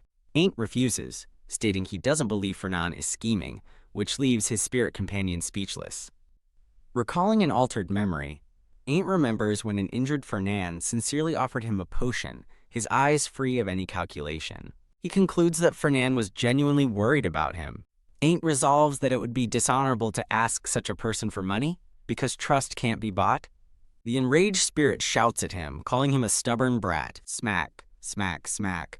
The spirit hits him with the paper, arguing that even the emperor needed a rich backer and scolding Ain't for siding with Fernan. The spirit insists the Pellenbergs are never kind without reason and demands that Ain't just go see him. Ain't arrives at a grand estate and asks an attendant if he can meet with Fernan. Furnishers' butler informs Ain't that his master is extremely busy with his studies and the merchant guild, making a meeting difficult without an appointment. A masked Ain't accepts this and asks the butler to simply inform Fernan that Ain't Armian came to visit. The butler bluntly replies that Fernan is too busy and has asked him to return, leaving Ain't speechless. Dejectedly walking away, Ain't recalls the spirit's words that Fernan would give him money. He stops, realizing something is off. A Pellenberg shouldn't act like this, and now he just feels like a nuisance. From a window, Fernan watches him leave, surprised that Ain't made the first move before he had a chance to hook him. Fernan's butler enters, reporting that he has sent Ain't away as instructed, which Fernan acknowledges. The butler questions the decision after Fernan had been observing Ain't so closely, but Fernan explains that the boy's quick visit was suspicious. He reasons that Ain't isn't the type to ask for help, so his visit seemed odd, even if his motive was the same as everyone else's. Fernan decides to wait until he is sure of Ain's trust before reeling him in completely. The butler questions the effort for a fallen royal, but Fernan states that Ain's outstanding talent will be of great use. When the butler worries they might lose Ain't, Fernan confidently states he will leave him an opening. Fernan orders his butler to bring him all the ridiculously expensive elixirs from the warehouse to give to Ain't, stunning the attendant. Unfazed by the risk, Fernan declares that if the elixirs don't work, he'll just provide something even more expensive. With a smirk, he states that if money can't buy something, it's only because not enough was spent. Later, Aint's spirit asks if he met Pellenberg's butler. Ain't explains that the butler simply left a box in an envelope, prompting the spirit to hopefully guess it's an apology letter. As the spirit eagerly tells him to read it, Ain't sees the note is a gift signed, "Sincerely your senior, Fernan." The spirit explodes with rage over Fernan's use of senior while Ain't inspects the elixir. Aint's eyes widen in absolute shock at the contents of the box. The spirit nervously asks what's wrong as it floats closer. Ain't reveals the gift, a glowing orb from which the golden saint bird, a holy creature of light, emerges. Ain't whispers his senior's name as his spirit celebrates Fernan's wealth, glad that Ain't went to see him after all. Deeply touched, Ain't feels overwhelmed that someone would care so much for an insignificant person like him. With tears in his eyes, Ain't vows to work harder to meet Fernan's expectations, while his spirit looks on with suspicion. Back in his study, Fernan casually asks his butler for a report on how things went. The butler reports that Aunt Armian was victorious against Varian Calberdern. He explains Aint's aura overwhelmed Varian's superior swordsmanship. Fernan realizes Ain't must have used the elixir, altering the prophecy's narrow margin. Fernan coyly downplays the elixir's role when his butler asks if it was the reason for the decisive victory. The butler correctly infers Fernan's hidden meaning, that Ain't was strong enough to win even without the gift. As Fernan muses, they'll never know for sure, he confirms the prophecy is on track. Varian's defeat means he will soon be possessed by a demon. A sinister image of a corrupted Varian appears. As Fernan realizes, this is the perfect opportunity to prove that demons truly exist. Fernan instructs his butler, Hyde, to keep a close eye on Varian Calberdern to learn how he first encounters a demon. Confused, Hyde questions if Fernan meant Ain't, but Fernan clarifies he needs to understand how the long-vanished demons are reappearing in the world. With glowing red eyes, Fernan's resolve hardens as he anticipates the coming conflict. A report details Varian Calberdern getting a new sword before running to the bathroom with a stomachache. 2 weeks later in class, Fernan notes with frustration that despite his surveillance, nothing significant has happened with Varian. He laments that events are not unfolding according to the prophecy he witnessed. Back in his room, Fernand complains about Varian's frequent bathroom trips and wonders if Hyde is doing his job correctly. He jots down theories about Varian's condition, considering if the prophecy of demon possession was a lie, and its credibility must be reevaluated. In a vision, a determined Varian is shown reeling from his first loss to Ain't, finally getting a rematch during the midterms. The vision continues as Varian charges furiously at Ain't. Ain't, however, looks on with cold confidence, as if the outcome is already a foregone conclusion. Despite Varian's determination, Ain't was too skilled to lose to an opponent he had already beaten once. A dramatic flash of light signals a turning point in the battle. Ain't's newfound strength is explained. He now has the master swordsman Gardner Alphenparson as his mentor. After his victory, Ain't leaves the defeated Varian lying on the ground. Unseen by Ain't, a sinister demonic energy begins to creep into Varian's mind and body. Jolt. Fernand is struck by the vision in his sleep. He wakes with a start, realizing he fell asleep, and it's already morning. Clutching his head, he groans that he's seeing the prophecy even in his sleep now. He now understands a critical detail. Varian gets possessed only after he loses to Ain't for a second time. His eyes narrow as he focuses on the day of the first year's duel. The vision of the duel replays in his mind as he sits up in bed. Hyde enters the room, informing the young master that he's up early and breakfast is ready. Finding Fernand inspecting his weapons, Hyde asks what he's doing. Fernand says his timing is perfect. Fernand announces he's going to watch the first year's midterms and needs Hyde to come, but his butler has been summoned by the Duke. Deciding to take someone else, Fernand is questioned by a curious Hyde. Hyde cheekily observes that his master has no friends, prompting an annoyed Fernand to insist that he does. The scene shifts to Luina, who questions why Fernand needs a guard just to forage for herbs. She complains that it's the day of the midterms and she's busy, but Fernand insists the herbs must be gathered now to be effective. Fernand offers to exempt her loan interest for a few months, and Luina instantly agrees to go. As they walk, she asks where they are headed, and he replies that they're going to the northern mountains. Luina is shocked, warning him that the first-year students are taking their test there, and he will get in trouble. Fernand coolly states money solves everything, but Luina is unimpressed by his open admission of bribery. He correctly guesses it was Professor Grad, whom he praises for his flexibility. Luina begins to walk away, but a panicked Fernand chases after her, promising it will be quick and they won't get in trouble. She turns, asking if he's already going back on his word. Relenting, she tells him to be fast and happily skips ahead. The two are shown sparring intensely amidst the trees. Now cloaked and hidden, Fernand admits they should still hide despite bribing the professor, earning a dry remark from Luina about his self-awareness. Luina chides him that knowingly doing wrong is worse, but Fernand dismissively tells her to keep being a good kid. Fernand pauses to check something, recalling that Ain't was ranked second in his year. Consulting a map, he sees Ain't's location is dangerously close to Varian's and worries they may have already clashed. As they move, Luina recognizes he's using a professor's map and scolds him for breaking the rules. Annoyed, Fernand tells her to shut up, silently regretting his decision to bring her along. His expression turns serious as he senses something ahead. Luina asks if she just saw a monster, as Fernand realizes this could be the moment he's been waiting for. A blood-curdling scream echoes through the woods, and a faint smile appears on Fernand's face.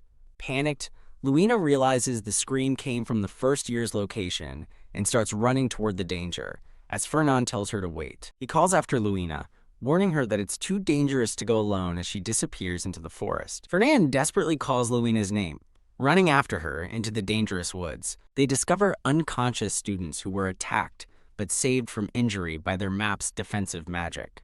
Fernand notes that the monsters in this area are not usually so violent, sensing something is wrong. Internally, he curses that the event has started earlier than expected and worries about Varian's current condition. Startled by a sudden noise, Fernand and Luina stand on high alert.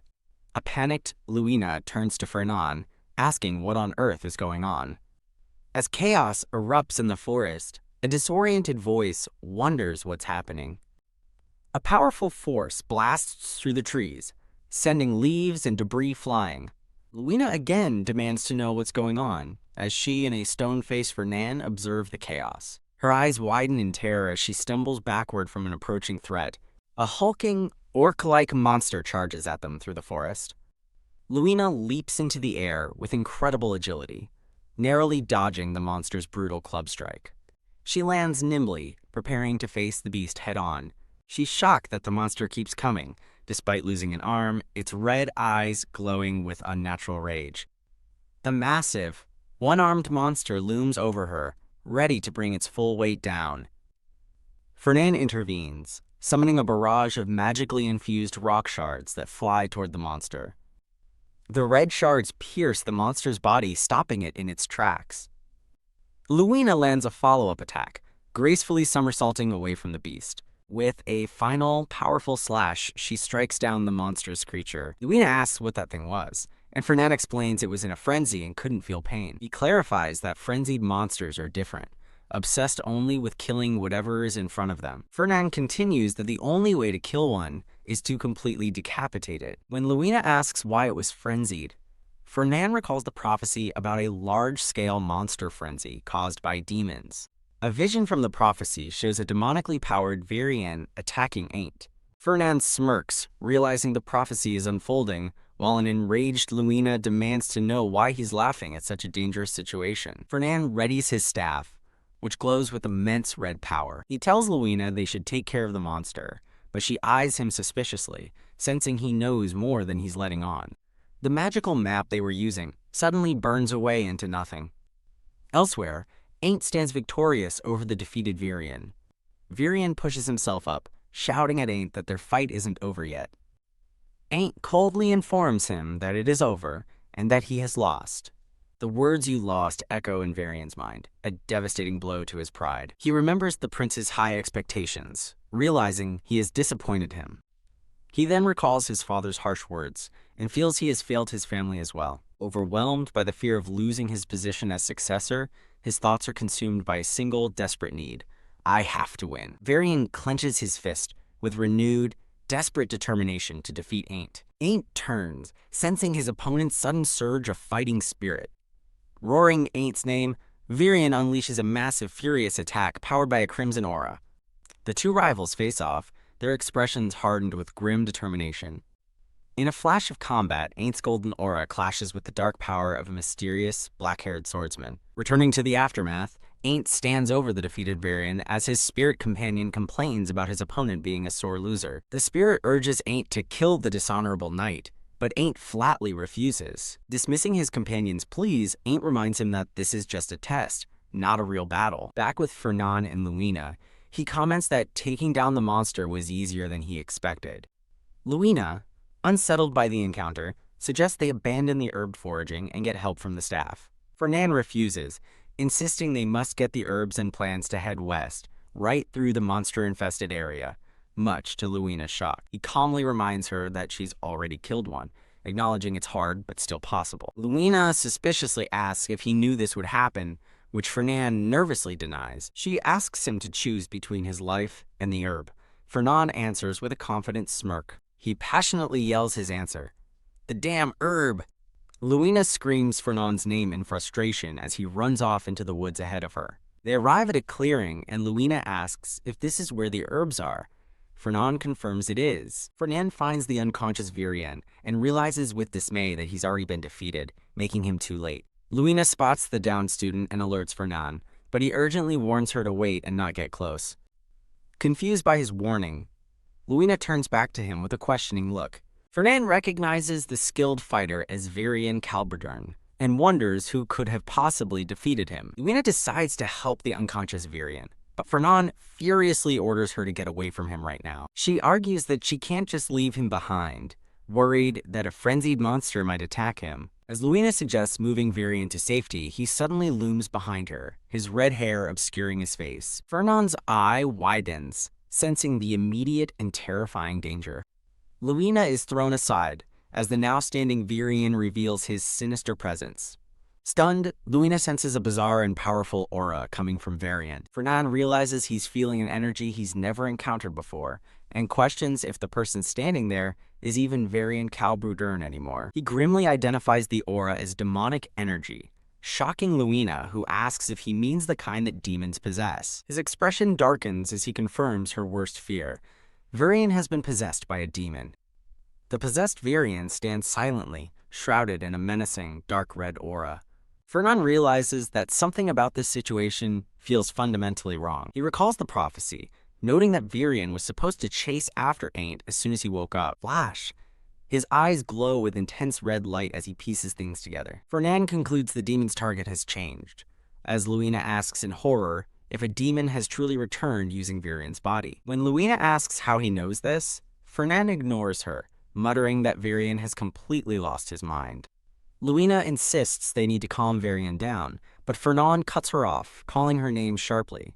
He instructs her to hold the demon at bay for 10 minutes, leaving her utterly baffled. Luina demands to know what he's doing as Fernand's body fades into a transparent outline. As the possessed Virion leaps to attack, Luina curses Fernand for abandoning her. Kua.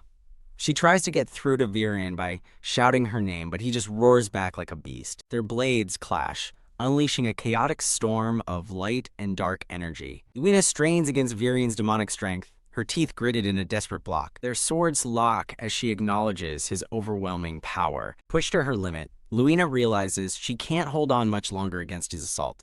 Virion overpowers her, unleashing a wave of brilliant energy. The blast sends Luina tumbling backward through the air.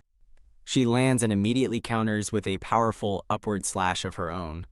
Her attack connects, sending the possessed Virion crashing hard into the ground. Standing over him with glowing blue eyes, Luina yells at Virion Calberdern to get a hold of himself. She shouts his name again as he lies motionless on the ground. He rises, crouching like an animal as a sinister, dark energy pulses around him. Luina prepares for his next move, her sword glowing with a vibrant blue aura. Kuaagh. The demon lets out a furious, guttural roar. They lunge at each other again, two blurs of blue and purple clashing mid-air. A massive explosion of energy erupts where their attacks meet. Huff, huff.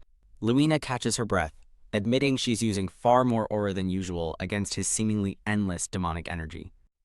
As the demon growls, Luina worries that she will run out of aura at this rate and wonders what to do. She thinks of a potential plan as a cloud of dust and leaves kicks up nearby. Suddenly, the possessed Virion turns his attention away from her, sensing something new. Fernand reappears, casually calling for Luina to come over here, much to her enraged disbelief. The demon lets out a furious roar as it whips its head around, its new target locked. This way, hurry, Fernand yells, leading the retreat as Luina complains about how long he took. As they flee, an annoyed Luina asks why they are running. Fernand calmly replies it's because that thing is a demon. As a tiny chibi-fied demon chases them, Luina berates Fernand for running off, but he coolly denies it. Fernand explains to a baffled Luina that he set up a special trap for Calberdern, who can't be beaten by normal methods. Clang. He confidently states that Virion should be walking into it right about now. The possessed Virion charges forward, blinded by demonic rage. A massive red magic circle activates in the sky, blasting Virion downward with immense force. The trap unleashes a barrage of brilliant golden pillars of energy. Overwhelmed by the magic, Virion is slammed violently into the ground. Luina is horrified by the brutal attack, yelling that it was overkill and asking what would happen if he dies. Fernand coolly turns to her, simply telling her to look and see for herself. Kua. The possessed Virion rises, erupting in a violent storm of purple demonic energy, very much alive. Suddenly, a sliver of dark energy flies past them, shocking both Fernand and Luina. With a smirk, Fernand reveals a glowing red gem and chants a powerful incantation. Virion is now wreathed in a fiery red aura, seemingly under the influence of Fernand's spell. Holding the gem, Fernand activates another massive magic circle, preparing a final, devastating attack. A colossal pillar of fire and light erupts from the ground, engulfing everything. Virion's silhouette is consumed by the inferno. The spell's aftershock slams Virion into the ground, finally knocking him unconscious.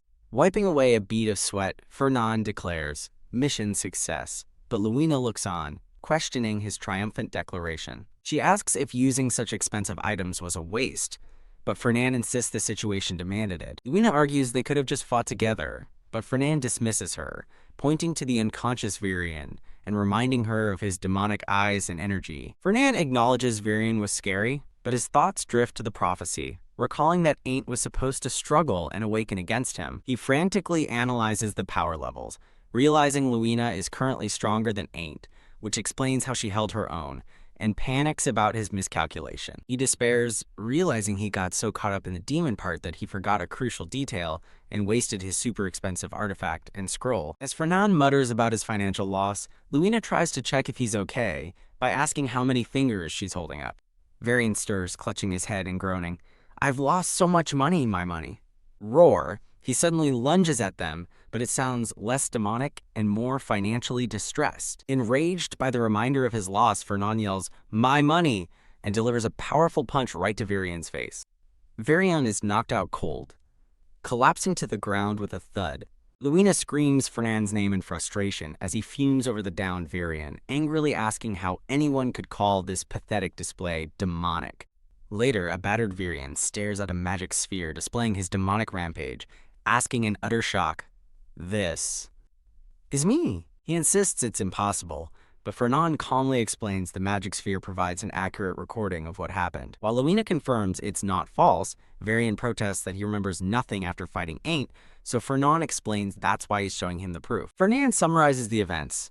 Varian lost, got possessed, and attacked them. Varian furiously denies it, yelling that he's never even met a demon. Fernand calmly addresses Varian, reminding him that he just watched the evidence himself. He then details the trap, explaining that Varian was hit with a bomb. He continues, describing how magic arrows pierced his body and pillars of hellfire burned him. Fernand concludes that the only reason Varian survived the onslaught was because the demonic energy protected him. Citing the cost of the artifacts and his own mental damage, Fernand laments his losses, while a guilty Varian offers to repay him for the items. Fernand theatrically describes seeing his life flash before his eyes, leaving a flustered Varian to ask what he can do to make it right.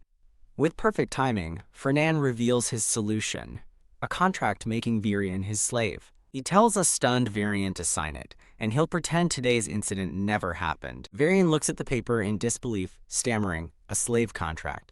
Luina dryly notes his lack of appreciation, prompting Fernand to sigh and say he'll have to handle this the usual way. Varian suddenly threatens to take the magic sphere to the judges, a name that gives Fernand pause. A quick narration explains, the judges are an imperial organization dedicated to eliminating demons.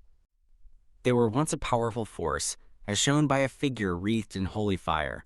Fernand explains that the judges are looking for an opportunity to regain power and would be thrilled to see the recording of Varian's possession. Varian desperately shouts that he has nothing to do with a demon. A smirking Chibi Fernand warns him he'll be expelled from the academy for consorting with a demon. He continues his threats, asking if Varian's father would still acknowledge a son who sold his soul, causing Varian's spirit to comically float out of his body. Utterly defeated, Varian bows deeply and declares, "Thank you, master," as Fernand sits back, pleased with the outcome. Luina questions if Fernand's heavy-handed solution was truly necessary. As Varian sullenly walks away, Luina asks if they should tell the professors, but Fernand says it's not the right time.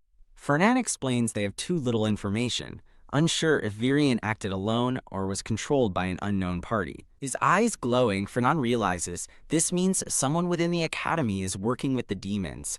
A vision of a horned, skull-faced demon appears, representing the hidden culprit manipulating events from the shadows. Luina asks why he is investigating and why the demons would target students. Fernand theorizes that by attacking the Empire's talented youth at the academy, the demons aim to destroy the nation's future. Fired up by this revelation, Luina clenches her fist, declaring she can't just stand by and let this happen. She passionately offers her services to Fernand whenever he needs help exterminating demons. Fernand smirks, pleased that his plan worked without needing to offer her discounts, thinking this is only the beginning. The narrator explains that after the faculty took care of the frenzied monsters, midterms were canceled for the first-year night students. However, the midterms couldn't be completely avoided, as an urgent notice is posted on a chalkboard. Due to safety issues, all midterms will be written exams, much to the dismay of the students who cry out, "I am screwed." Since practical exams were usually worth more, the sudden shift to all written tests puts immense pressure on the combat-focused students. Ain't was no exception, shown studying intensely with his spirit companion floating nearby. While Ain't studies, his spirit companion senses that something is strange, catching his attention. The spirit explains that demons always cause monster frenzies, and it detected a faint trace of demonic energy during the recent incident. Ain't dismisses the idea since they saw no demons, but his companion insists it felt their presence. The spirit bonks him on the head, reminding him that the demons will return, and its purpose is to be there for him when they do. It gravely warns him that the demons will eventually come after him directly. Ain't looks up, confused, but the spirit is exasperated that he doesn't already know why. The spirit explains that the Armeans are the ancient archenemies of demons, and Ain't, as one, is a natural target. After the spirit's warning to never let his guard down, Ain't realizes with a shock that his very existence is a trigger for demons. Wah! Meanwhile, at the Ravados Hall, a scream echoes through the night. The black-haired swordsman clutches his head, screaming in agony as a concerned attendant rushes to his side. The attendant asks the young master what's wrong, as he collapses onto his desk in pain. A narration explains the new first-year subject, a week-long wilderness survival skills test in the southern forest. A student notes the southern forest is home to a legendary miracle herb left by the founding emperor. A montage of text describes how difficult the herb is to find in the vast, unremarkable-looking forest. Ain't emerges from a hidden, water-filled cave, his spirit guiding him through the secret entrance. He had sensed a powerful presence inside, proceeding cautiously until he realized he'd hit the jackpot. Inside the cave, Ain't stands in awe before the remains of past adventurers, feeling the breath of a massive, unseen creature. A mythical blue dragon appears as his spirit companion screams for him to run, believing him to be hopelessly outmatched. But the creature suddenly falls, and the wall behind it cracks, revealing a vein of glowing mithril that Ain't had targeted. Ain't and his spirit are overjoyed, with the spirit urging him to take every last piece of the precious mithril. Mithril is revealed to be a metal blessed with mana, and the spirit's sword is also made from it. The spirit explains that because the sword is made of mithril, its soul was able to inhabit it.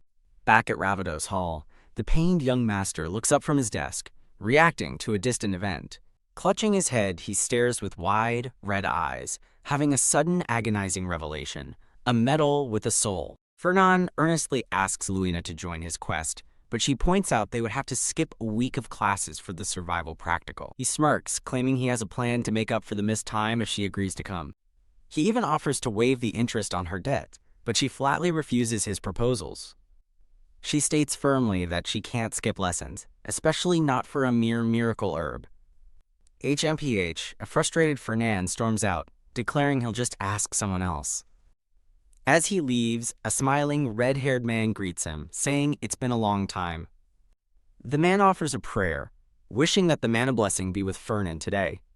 Dressed in radiant white robes, the holy man clasps his hands with a serene smile. The midterm results are posted, showing a new student, Balochi Veendirk, in first place, and Ain't in 16th, much to his spirit's annoyance. Luina looks on, a flicker of recognition in her eyes, as she studies the holy man.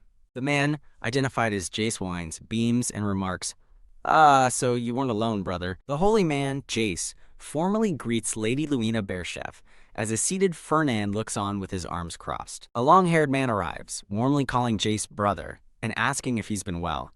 Jace replies he is, as Luina watches their interaction. Jace humbly explains he's only a first-year student, prompting his brother to look between him and Fernan, asking if the two of them are friends, he asks, gesturing to the smiling Jace and the stoic Fernan. Fernan notes the man's surprise, while Jace cheerfully confirms that of course they are friends.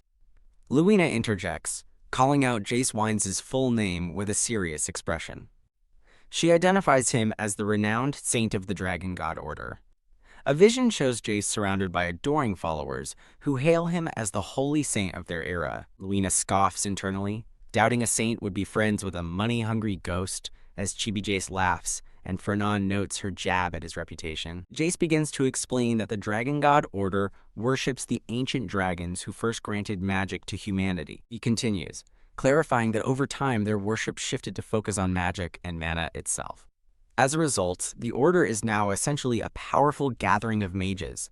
Luina impatiently cuts in, stating she already knows that and demands to know what it has to do with him being friends with Fernan. Jace gestures for her to listen, explaining that as an organization of mages, their operations require a large amount of money. He then reveals that the Pellenberg family is their biggest financial supporter, stocking their top-shelf magic items. Clasping his hands in reverence, Jace declares that the Pellenberg family and the Dragon God Order share an inseparable bond. He adds that Fernan has been told to respect him as an older brother due to his wealth, though Jace is older anyway, much to Luina's bewilderment. Annoyed, Luina thinks that Jace is just another moneybur, like a Mark II version of Fernan. Jace feigns tears, claiming her words hurt him, prompting a flustered Luina to quickly apologize. He bursts into laughter, revealing that he was just kidding. With a weary laugh, Luina says she understands their relationship now, and announces she will take her leave. Jace expresses disappointment that she's leaving so soon, but Luina firmly states she won't be getting involved this time. As she departs, Jace bids her a formal farewell, while Luina internally craves something sweet. The heavy doors swing shut behind her. Once they are alone, Fernan irritably asks Jace why he was called, explaining he needs an assistant to harvest sacred herbs during the survival training. Jace expresses his own interest in the herbs, prompting Fernan's suspicion, but he insists he wouldn't risk his relationship with the Pellenbergs over it. Jace questions why the herbs must be gathered during the training, suggesting Fernan could have already acquired them. Fernan admits he would have, but he has been unable to locate the sacred herbs. He explains the prophecy points to a location within the southern forest's lakes. The herbs are hidden in an underwater cave within one of the 7 lakes used for the training exercise. Version reveals he has already spent days spreading his mana across the lakes to search for them, but found nothing. T-isk. He concludes they're hidden by magic and that he'll have to follow Ain to find their exact location. Jace points out that outsiders are forbidden, but Fernan reveals his plan. He has become a teaching assistant for the session. Surprised, Jace notes that the requirements to be a teaching assistant are usually very strict. Fernan explains that with this position he can avoid infiltrating and also get extra credit to make up for missed classes. A mysterious woman observes, questioning why Fernan would care about grades, as he smirks, confident in his plan. Jace praises his well-laid, merchant-like plans, and Fernan finally asks if he will help. Jace flashes a cheerful OK sign, agreeing to join as long as he gets enough of that. As Fernan looks on, Jace insists on getting the payment details written down first. Ever the professional. The wind rustles through the canopy of a dense forest. Students, including Aint and a smiling Jace, gather in the woods for the survival training. Aint goes over the plan with his spirit companion, confirming their target is the sacred herb in Farden Lake. He instructs his companion to search around casually to avoid arousing suspicion, but then trails off, his attention caught. Anya's spirit companion asks if he's even listening to the plan. Another student spots Fernan in the distance, identifying him as Senior Pellenberg. One student correctly guesses he's a teaching assistant, while another scoffs, wondering why an upstart like him would take a job that doesn't pay. A blonde student cheers, guessing Fernan is there for the extra credit and waves to get his attention. But a red-haired instructor orders the TAs to their positions. The blonde student sulks, sad that he missed his chance to greet Senior Fernan, while his friend grumbles about what's so appealing about him. Elsewhere, Fernan finishes dressing a strange, mannequin-like doll. He asks Jace for a sample of his blood and mana, pricking his own finger as a red aura begins to envelop the doll. Jace praises the decoy's perfection, while Fernan worries about getting caught. Jace jokingly reminds him that even as a decoy, he must maintain his reputation as the top student. Jace reveals he uses this spell to sneak away from the Pope, leaving Fernan stunned that it's powerful enough to fool His Holiness. Jace clarifies that it didn't completely fool the Pope, showing a flashback of a confused His Holiness, sensing something was off with the decoy. However, Jace boasts that it still took hours for him to be caught, leaving even the great mage uncertain for a time. Hup! Fernan clenches his fist, satisfied that if the spell can fool the world's greatest mage, it's more than enough for his plan. Fernan muses that Jace would be invaluable in fighting demons, but finds it strange that the prophecy makes no mention of him. He continues to ponder why, given Jace's skill and affiliation with the demon-hating Dragon God Order, as Jace playfully pats his head. The narration explains the Dragon God Order's particular hatred for demons, stemming from a demon's claim that magic originated not from dragons but from them. The demon fiercely declares that magic was created by them, the demons. This blasphemous claim deeply offended the Order, cementing their eternal animosity towards all demons. From that day forward, the Dragon God Order became a force dedicated to ferociously fighting against all of demonkind. Its members unleash powerful magic, calling on moon crystal power and casting deadly spells to obliterate their foes. Back in the present, Jace considers Ain a promising future comrade, and tells the decoy to return within 5 hours. The cloaked Fernan agrees and departs as Jace cheerfully waves him off. Fernan makes his way through the dense forest, his plan in motion. Watching from a tree, Ain't notes that Fernan is heading west toward Lake Farden. Nice. Fernan smirks, confident his intel was correct, and turns his attention to his next move. He signals his subordinate, telling them to make him proud as their earring glints. The subordinate approaches Ain't, who looks up in surprise. Ain't recognizes the approaching figure as Varian Kalbran. Varian glares back, clearly annoyed by the encounter. Ain't coolly asks Varian if he's looking for another fight. Varian grits his teeth, admitting he knows he can't win, but feels compelled to keep trying. In a flashback, Fernan instructs Varian to interfere with Aunt Armian during the training, but Varian questions the order. A menacing Fernan tightens his grip, threatening to make Varian's life difficult if he doesn't comply. Back in the present, Varian declares he cannot admit defeat, prompting Ain't to ask if losing twice wasn't enough for him. Polishing his gauntlet, Varian insists that his honor has been tainted by the loss, and he'll never stop challenging him. He vows to fight Ain't again and again to regain his lost honor. Wreathed in a fiery red aura, Varian prepares to strike. Ain't's spirit companion marvels at Varian's indomitable will, impressed by his refusal to back down despite repeated defeats. The spirit declares Varian an excellent knight and urges Ain't to accept his challenge. Ain't calmly states that fighting between students is forbidden during the training, forcing Varian to pause. A flustered Varian yells that he doesn't care about the rules, prompting Ain't's spirit to excitedly point out the knight's determination. The chibi Varian taunts Ain't to fight, while the spirit passionately asks if he would really deny a courageous knight a chance to reclaim his honor. Overwhelmed by their pestering, Ain't's face darkens with frustration. Watching from afar, Fernan is pleased that Varian is doing better than expected and silently urges him to keep distracting Ain't. With his distraction in place, Fernan thinks, now, and touches a large tree. Deciding it's time to handle his own business, he leaps away. Fernan arrives at a secluded lakeside, surveying the surrounding mountains. He confirms no one is nearby and that his barrier is secure, allowing him to search for Mithril without being disturbed. He cracks his knuckles, eager to finally test a magic he's been wanting to use. Teehee, realizing he's short on time before Ant arrives, he reveals he's prepared something special for the search. He slams his hand to the ground, unleashing a powerful spell that radiates with pink light. Chanting in an ancient language, he explains this is the pinnacle of Magitech, a fusion of every magical technique. Purple lightning crackles as an armored golem begins to rise from the earth.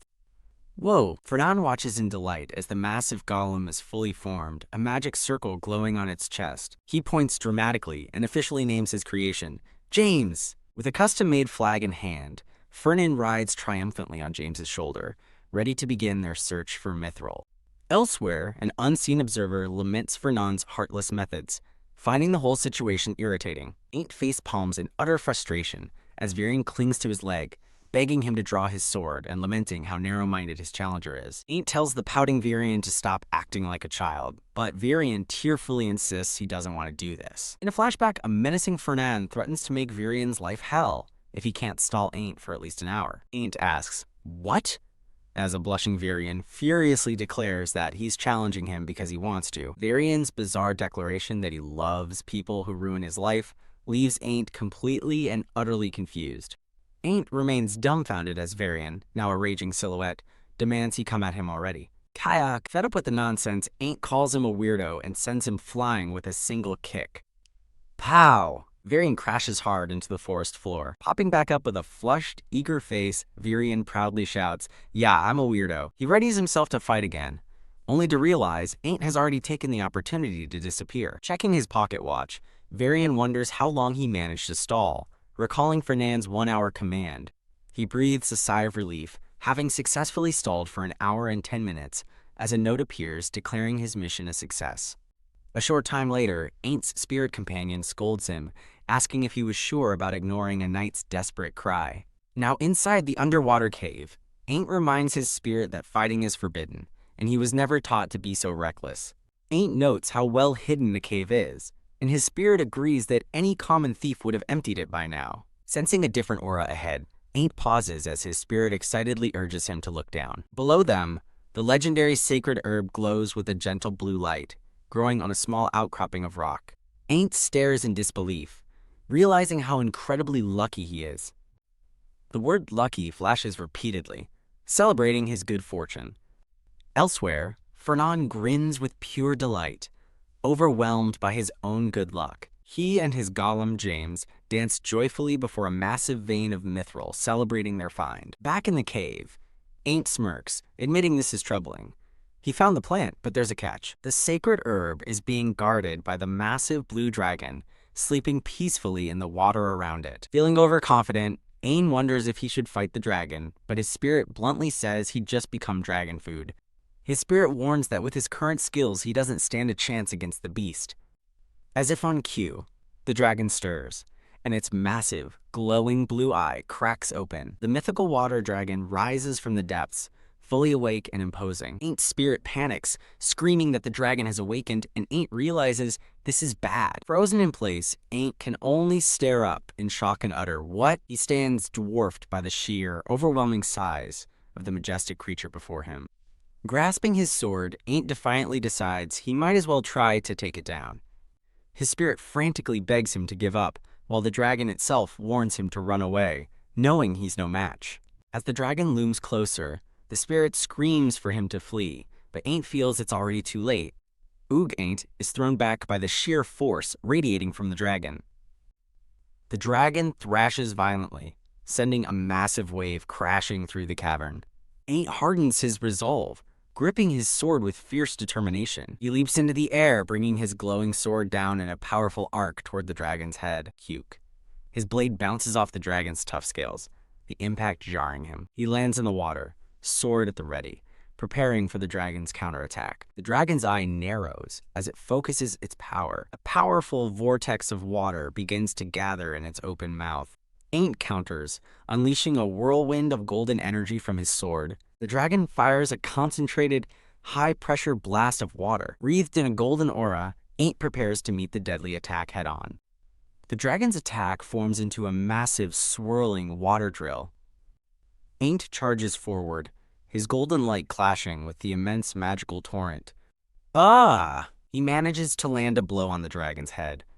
But the force is immense. The dragon smacks him with its powerful tail, sending him flying across the cavern. Miles away, Fernand hears the commotion and muses that the dragon woke up despite the sleeping pills. Impressed by the mythical creature's resilience, holding a piece of mithril, he worries about Ain't getting hurt, concerned that he missed his opportunity to awaken. A shattered memory reveals his plan. Ain't's awakening was meant to trigger when Virion attacked him while possessed, but it failed. Fernand recalls giving Ain't the Saint Bird's heart, confident this will ensure his survival. Back in the mithril cave, Fernand tells his golem, James, that they have what they came for, and it's time to leave. Ain't chokes, having been slammed hard against the underwater cavern wall. He groans, barely clinging to the rock face after the devastating impact. Huffing for breath, Ain't exclaims, "That was a close call," while his spirit companion yells that it told him to run. Ain't explains the dragon attacked before he could escape. The spirit retorts that he only survived because the ground broke his fall. He proudly asks if he didn't hold up well, and his spirit grudgingly admits the Saint Bird's heart made him stronger. His spirit points out that the miracle herb is safe, but Ain't realizes it's now far out of reach. The spirit groans that it will take forever to climb up there, but then has a bright idea. The spirit urges Ain't to follow it toward a strange feeling it sensed, but Ain't doesn't feel a thing. Ain't looks down a dark passage, skeptically asking if this is the place. Standing in the narrow cavern, his spirit insists there's definitely something here. Ain't decides to just focus on the herb, but his spirit excitedly spots something. The spirit points to a faint light shining through a crack in the wall. Ain't wonders what the light is, and his companion excitedly tells him to dig. At the spirit's urging, Ain't agrees and begins moving the rocks. He breaks through the stone wall, revealing the source of the glow. Ain't and his spirit stare in silent awe at their discovery. The word jackpot flashes, heralding their incredible luck.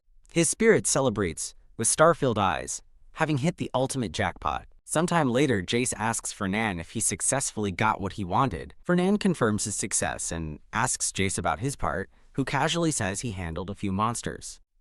Jace praises him with a smile and prepares to finalize their deal. Fernand confirms the payment is being processed as contracted, and Jace cheers.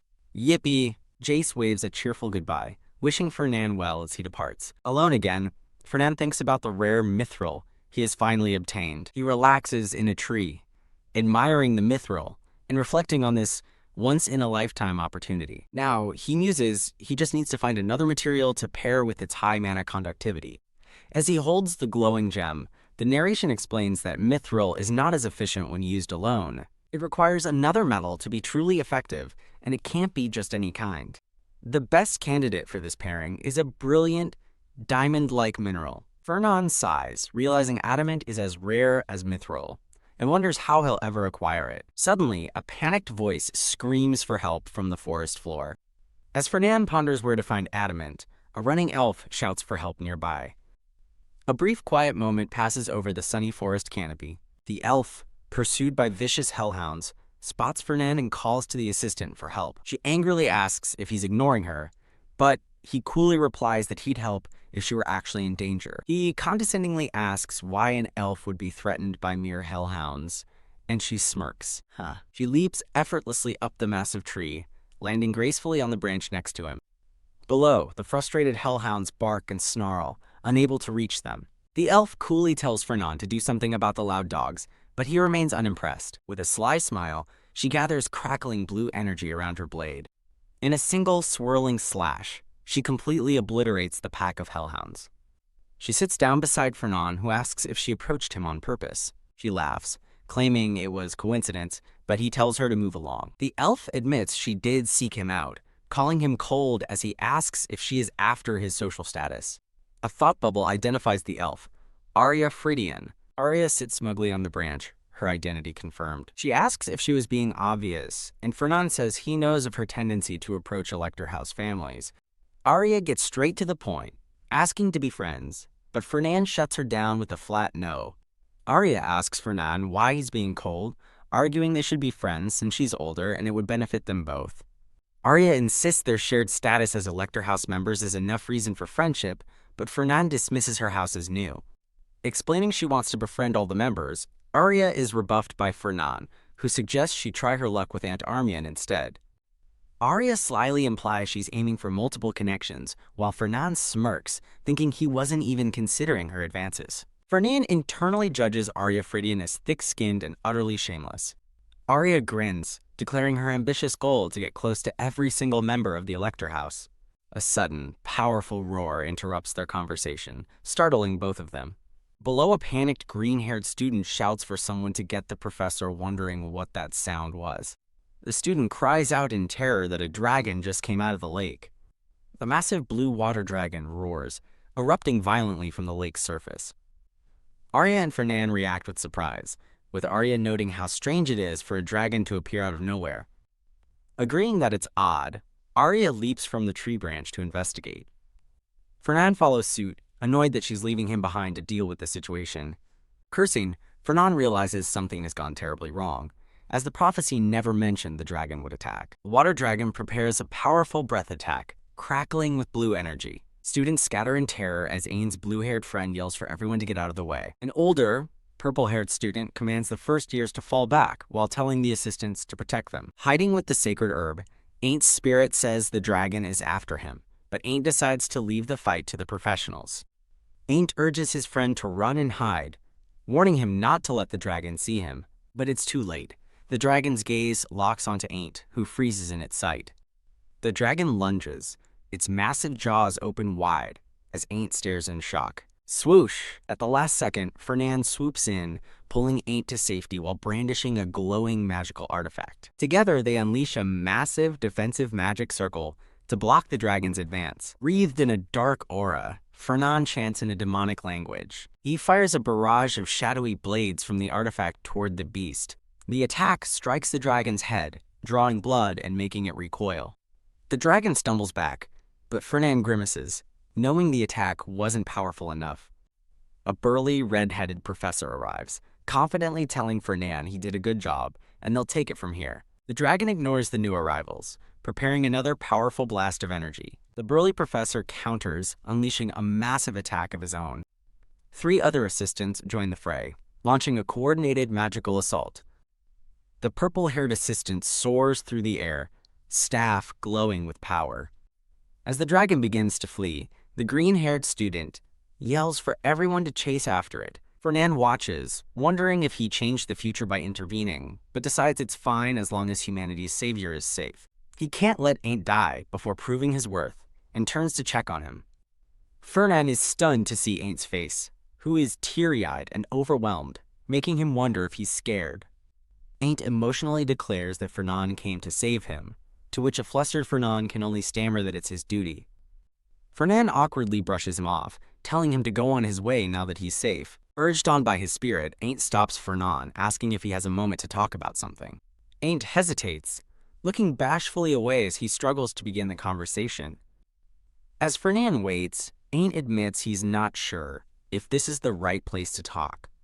Fernan looks around the empty forest, reassuring him that no one else is around. Now in a quiet clearing, Fernan asks Ain't what he wanted to say. Ain't nervously asks if Fernan's merchant guild handles metals, and Fernan asks if he wants to buy something. Fernan immediately corrects himself, deducing from Ain't's financial state that he must want to sell something instead. Realizing his slip of the tongue was hurtful, Fernan is struck with regret.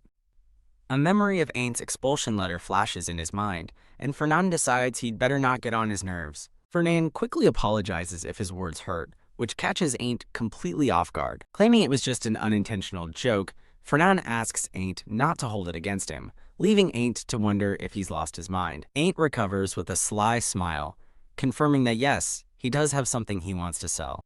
Ain't presents a shimmering green gem, realizing it's the legendary adamant that Fernan was seeking. Fernan internally marvels at his luck, having just been wondering how he would ever acquire this exact material. He stares in disbelief, shocked that Ain't just happened to have the one thing he desperately needed. He thinks he's hit the jackpot, but quickly tells himself to stay calm, as the adamant isn't in his hands yet. Feigning indifference, Fernan asks Ain't if he's truly willing to sell such a rare item and casually questions its origin. Ain't smiles, declining to reveal his source, but assuring Fernan it was obtained ethically, impressing him with his composure. When Ain't reveals there's a lot more, Fernan gasps, realizing he must have found an entire vein in the underwater cave. He reflects on the incredible twist of fate. While he found mithril, Ain't stumbled upon adamant instead. A heroic image of Ain't flashes in his mind as Fernan chalks up this impossible luck to the main character buff. Dumbfounded that a single cave could contain both rare metals, Fernan is pulled from his thoughts by Ain't's offer to sell. Ain't's spirit companion frantically warns him that the Pellenbergs are notorious swindlers and urges him not to get ripped off.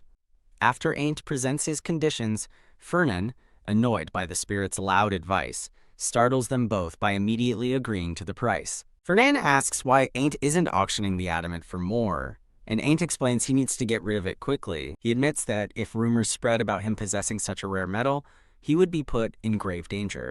The weight of his family's vulnerability hangs in the air as he considers the potential threats. He confesses that his family, the Armians, isn't powerful enough to defend him from those who would covet the adamant. Ain't looks at Fernan with trust, asking if he'll be safe now, a question that momentarily confuses Fernan.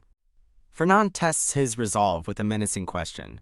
What if he were to simply kill him and steal the adamant? Ain't boldly dismisses the threat, reminding Fernan that he already saved his life and gave him the Saint Bird's heart. Smiling warmly, Ain't expresses his complete trust, making Fernan realize his earlier act of heroism has truly paid off. Fernan places a hand on Ain't's shoulder, admitting he is fond of him, to which Ain't knowingly replies, I know. Leaning closer, Fernan reminds Ain't that he is his savior, and Ain't readily acknowledges the fact. Getting uncomfortably close, Fernan warns a flustered Ain't to remember this day if he ever considers trying to bankrupt him. With a sinister, glowing eye, Fernan reinforces the life debt between them, and Ain't nervously agrees. His cheerful demeanor returning in a flash, Fernan waves goodbye, promising to prepare the contract and leaving a stunned Ain't behind. Left alone, Ain't puzzles over Fernan's strange behavior, concluding the insane bastard must have lost his mind over the adamant. The scene transitions to a magnificent estate as a voice announces their return to the young master. A man with reddish-purple hair named Hyde enters an office, hoping all was well in his absence, as Fernan greets him. A blinding flash of light erupts from the desk, which is now covered in a mountain of glowing blue crystals. Hyde stares in utter shock to see Fernan lounging casually on a makeshift throne of mithril, sipping a drink. Stunned by the horde of rare metals, Hyde asks where they came from, and Fernand explains that a lot has happened. Holding a piece of adamant, Hyde exclaims that its value is immense and would bring them record-breaking sales. To Hyde's surprise, Fernand calmly states from his crystal throne that he has no intention of selling any of it. Instead, he reveals his true plan. He is going to create a giant ego golem. With a devious smile, Fernand elaborates that he will build a golem with its own will, capable of moving and thinking for itself.